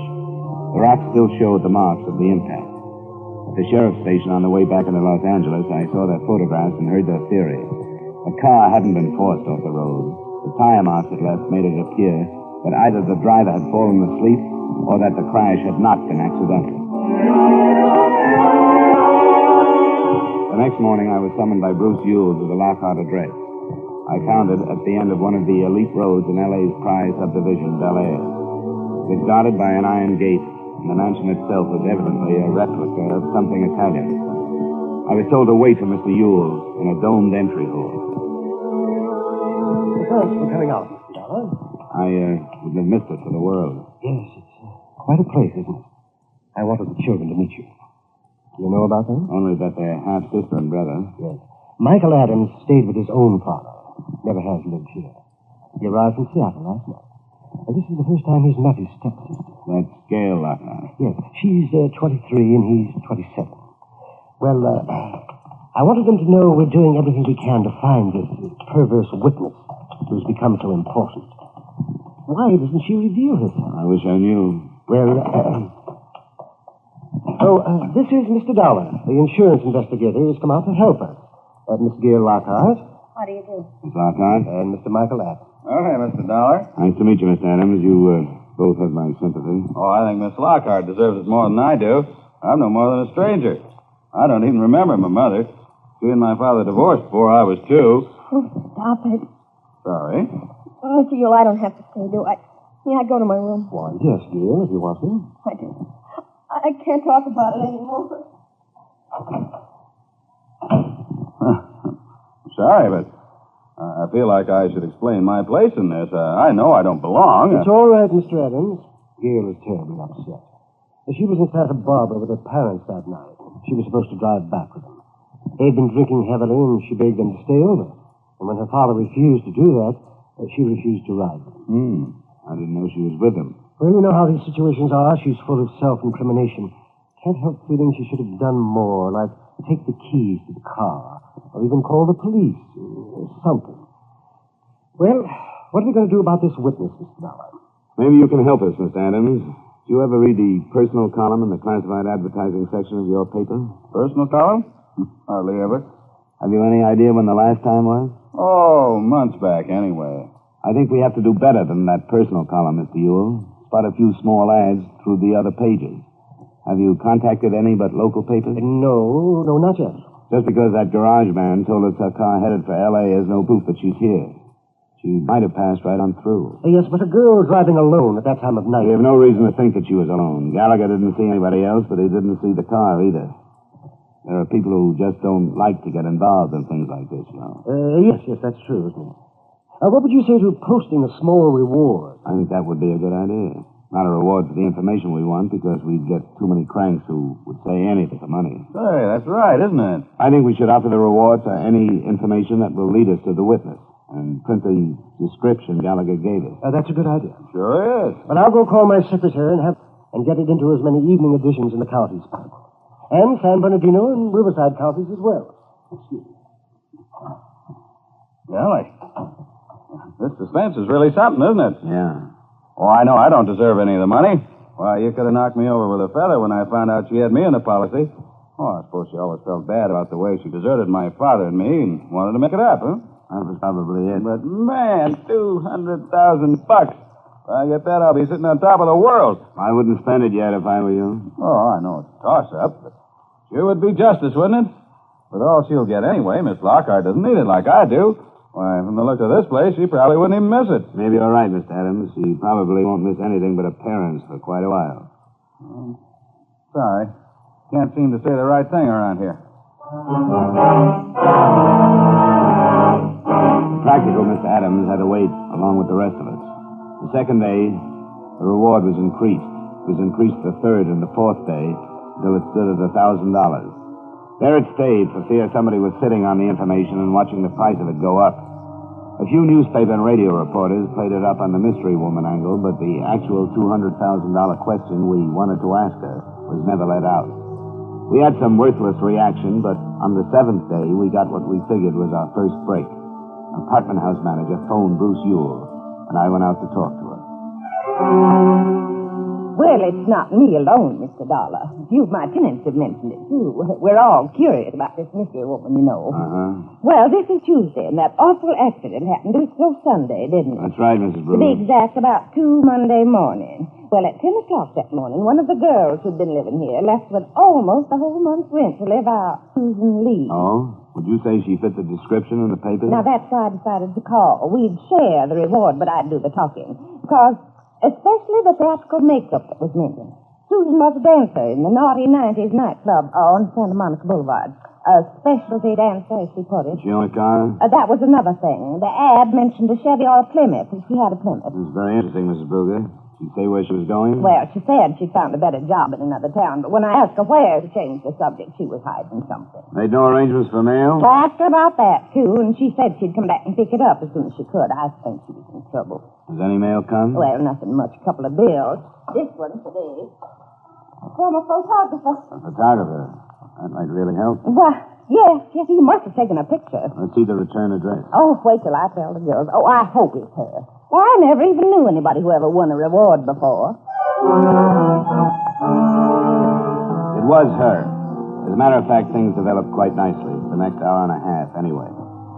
At the garage, Gallagher positively identified the girl in the print I took him from the photographer. So at that point, that's what we had, a picture and the name of our witness. The rest of it wasn't so good.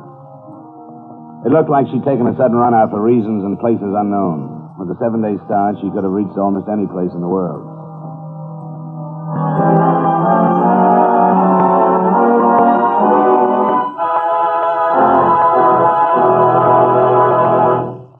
For For refreshment while you work, for enjoyment anytime, chew a stick of Wrigley's Spearmint Gum. When your mouth feels dry, when you're warm or tired, Wrigley's Spearmint is really refreshing. The lively, full-bodied, real mint flavor cools your mouth, moistens your throat, freshens your taste. And the chewing itself gives you a little lift. Helps you feel your best and do your best. So for chewing enjoyment plus pleasant refreshment, chew delicious Wrigley's Spearmint Gum. And now, with our star, Edmund O'Brien, we bring you the second act of yours truly, Johnny Dollar. Doesn't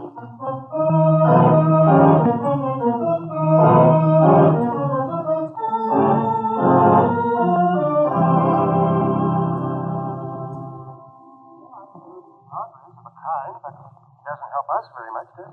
No, not yet, Mr. Yule, but it's more than we've had. One thing I'd like to suggest. Yes? I think we should leave the reward ads running just as they are. Oh, you don't think we should get right to the point and add her name and photo to the information? No, not right now. If she's running away from something, we might drive her farther if we did that. I think we should go on as if we haven't learned anything. Oh, yes, I suppose you're right. In the meantime, I'll see what I can dig up.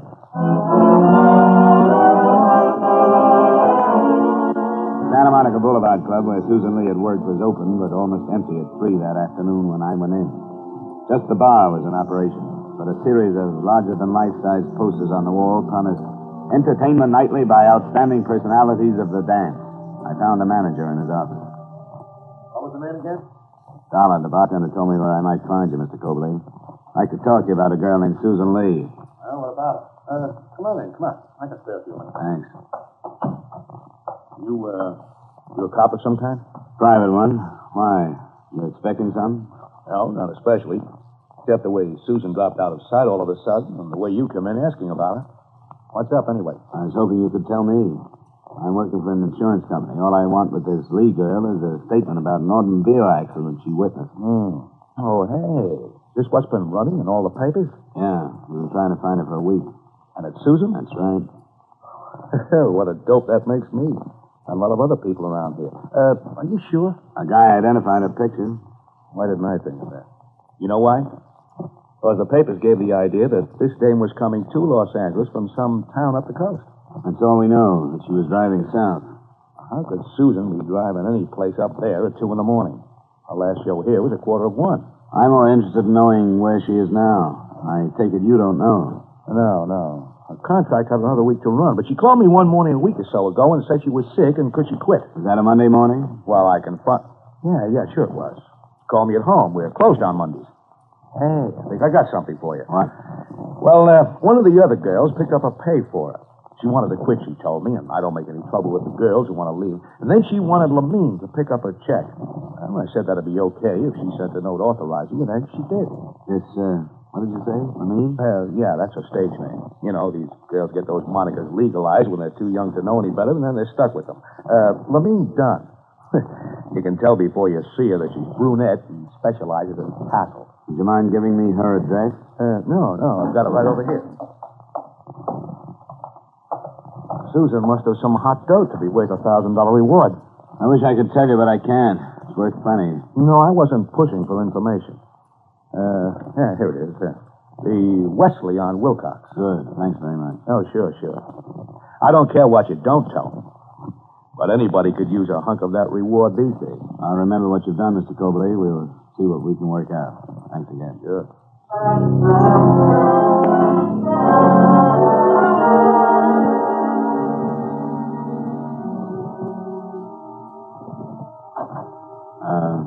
You, Miss Dunn? Yeah? I suppose you've read the papers like everyone else. I'm the insurance investigator who's looking for that girl. She turns out to be Susan Lee. Oh, well, come on in. What have I been sitting on, anyway? You know what we want her for. Because she saw that wreck.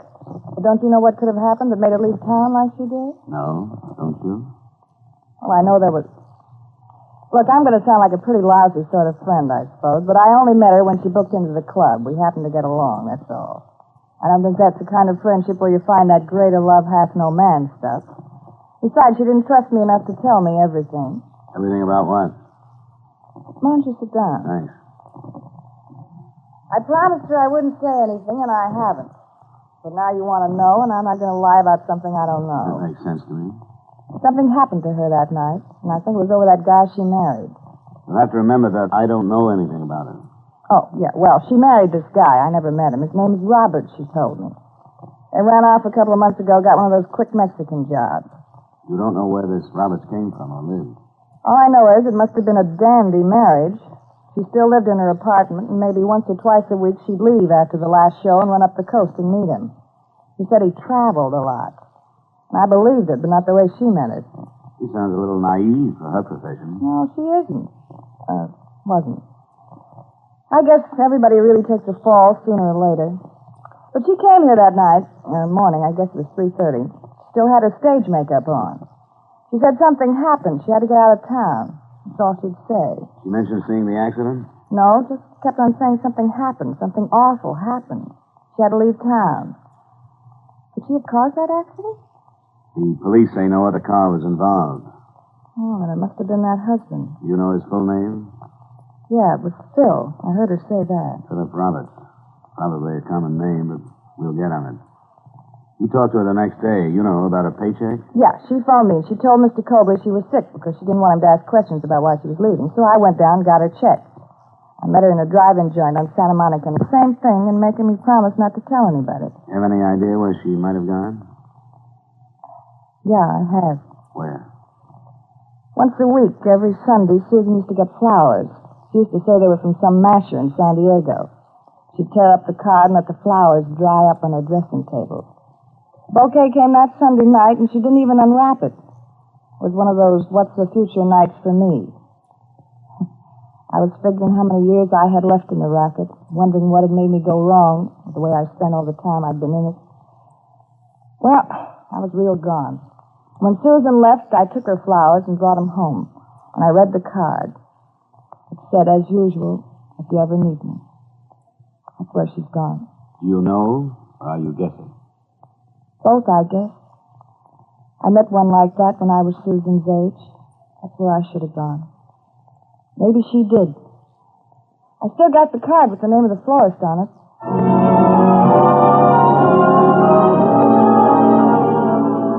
San Diego is some 120 miles from Los Angeles. But when I opened the phone book and saw how many Philip Roberts there were to be checked, the trip seemed short. I didn't get there in time that night, but the next morning I located the florist. He had no trouble remembering the man who so faithfully sent flowers on Sunday.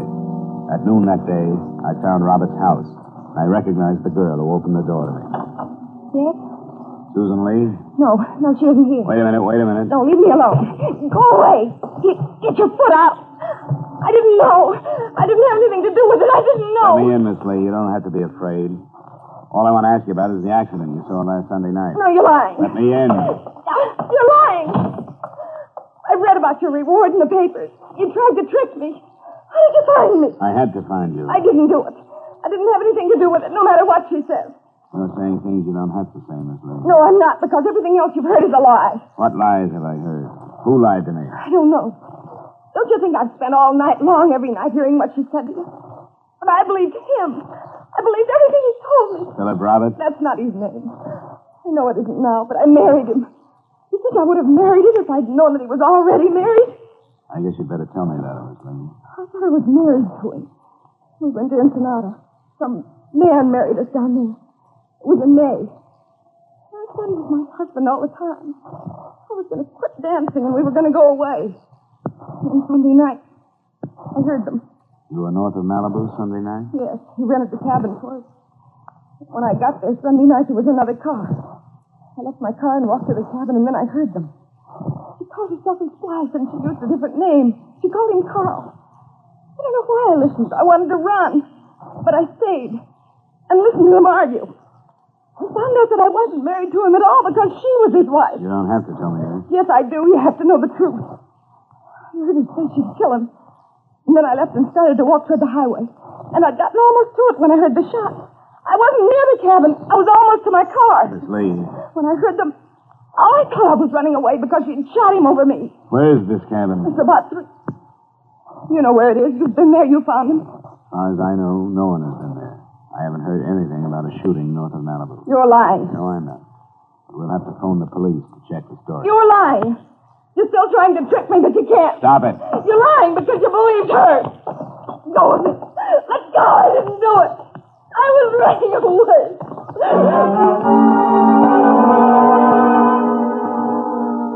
It took some time to digest it. I called the police and saw Susan Lee on her way back to Los Angeles with them, and then called Bruce Ewell.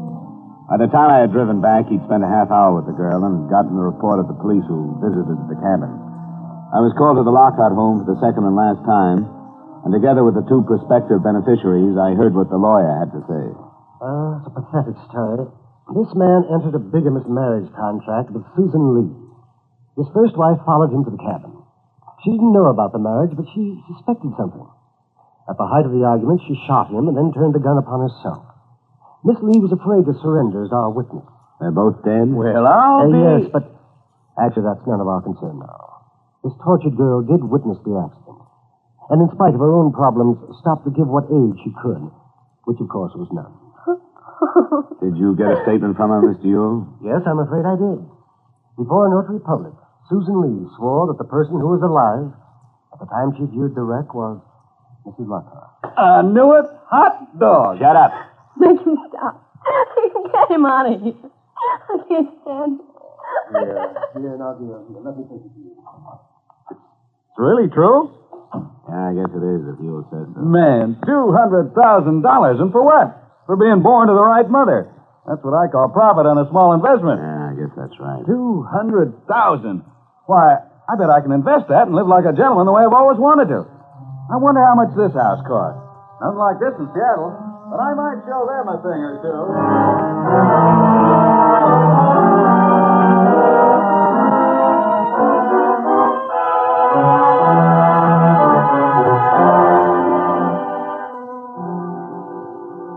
Expense account item 2, $356.50 miscellaneous in Los Angeles. Item 3, $218.45 transportation back to Hartford. Expense account total, $583.85.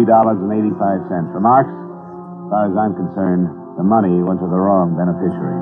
Yours truly, Johnny Dollar.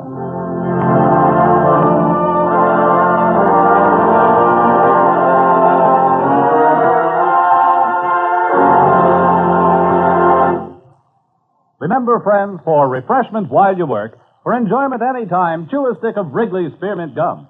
There's lots of lively, real mint flavor in it to cool your mouth, freshen your taste, and sweeten your breath. And chewing Wrigley's Spearmint helps keep you fresh and alert. You feel better, work better, get more fun out of doing things. So indoors, outdoors, at work or play, always keep delicious Wrigley's Spearmint Chewing Gum handy. For refreshment while you work, for enjoyment any time, chew a stick of Wrigley's Spearmint Gum.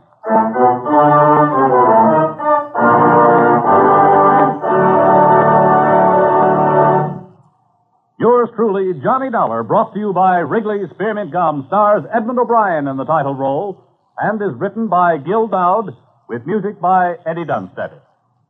Edmund O'Brien can soon be seen starring in the Paramount Pictures production Warpath. Featured in tonight's cast were Howard McNear, Hy Averbeck, Barbara Whiting, David Young, Virginia Gregg, Eddie Marr, and Mary Jane Cross. Yours truly, Johnny Dollar, is transcribed in Hollywood by Jaime Del Valle.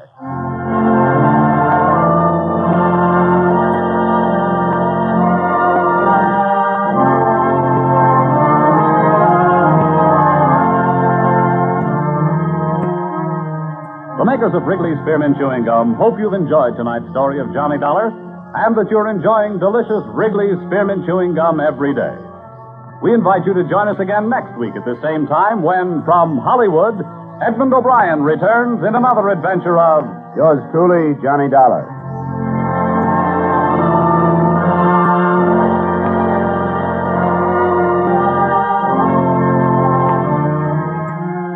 Bob Stevenson speaking.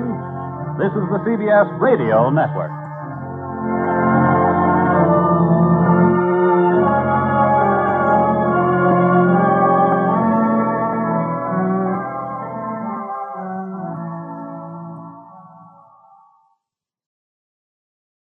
Welcome back. This was definitely a very unusual dollar, just because of the focus, trying to find an elusive witness. I would love to know how they're going to divvy up that reward money, because there are several women in that apartment building. The landlady represented. Probably everyone will get like $100 or something like that. Of course, the downbeat ending that's very traditional with the O'Brien episodes features the undeserving son getting the life insurance policy. And his portrayal's definitely very low class. Though I think you might speculate that on some level this is about the bad relationship overall with his mother. Though I can understand Johnny's feeling, he should take comfort in the fact that sudden wealth rarely ends up doing anybody any good. Alright, well now we turn to listener comments and feedback. Really enjoy the shows. Adam's delivery has really improved lately from Podcast Alley. Love the podcast. Listen on my phone nightly when I can't sleep. Thank you so much for this podcast, for they help me to make it through the night. And it's my favorite podcast. Great material, great host. Glad we can help, and thanks so much for the votes. And another comment, this one from, looks like another person, because the person who mentioned this on Podcast Alley name was Joe. Love these podcasts, for I listen on my phone during the night when I can't sleep. Thank you so much for making them available. Well, thanks. It was not something I thought it might be used for when producing the podcast, but it definitely makes sense. So thanks so much for listening, Gail, and thanks so much for all your comments and feedback. We will be back on Monday with Barrie Craig, Confidential Investigator. And then join us next Friday for another episode of Yours Truly, Johnny Dollar. In the meanwhile, send your comments to box13@greatdetectives.net. Follow us over on Twitter at Radio Detectives. And give us a call, 208-991-4783. But from Boise, Idaho, this is your host, Adam Graham, signing off.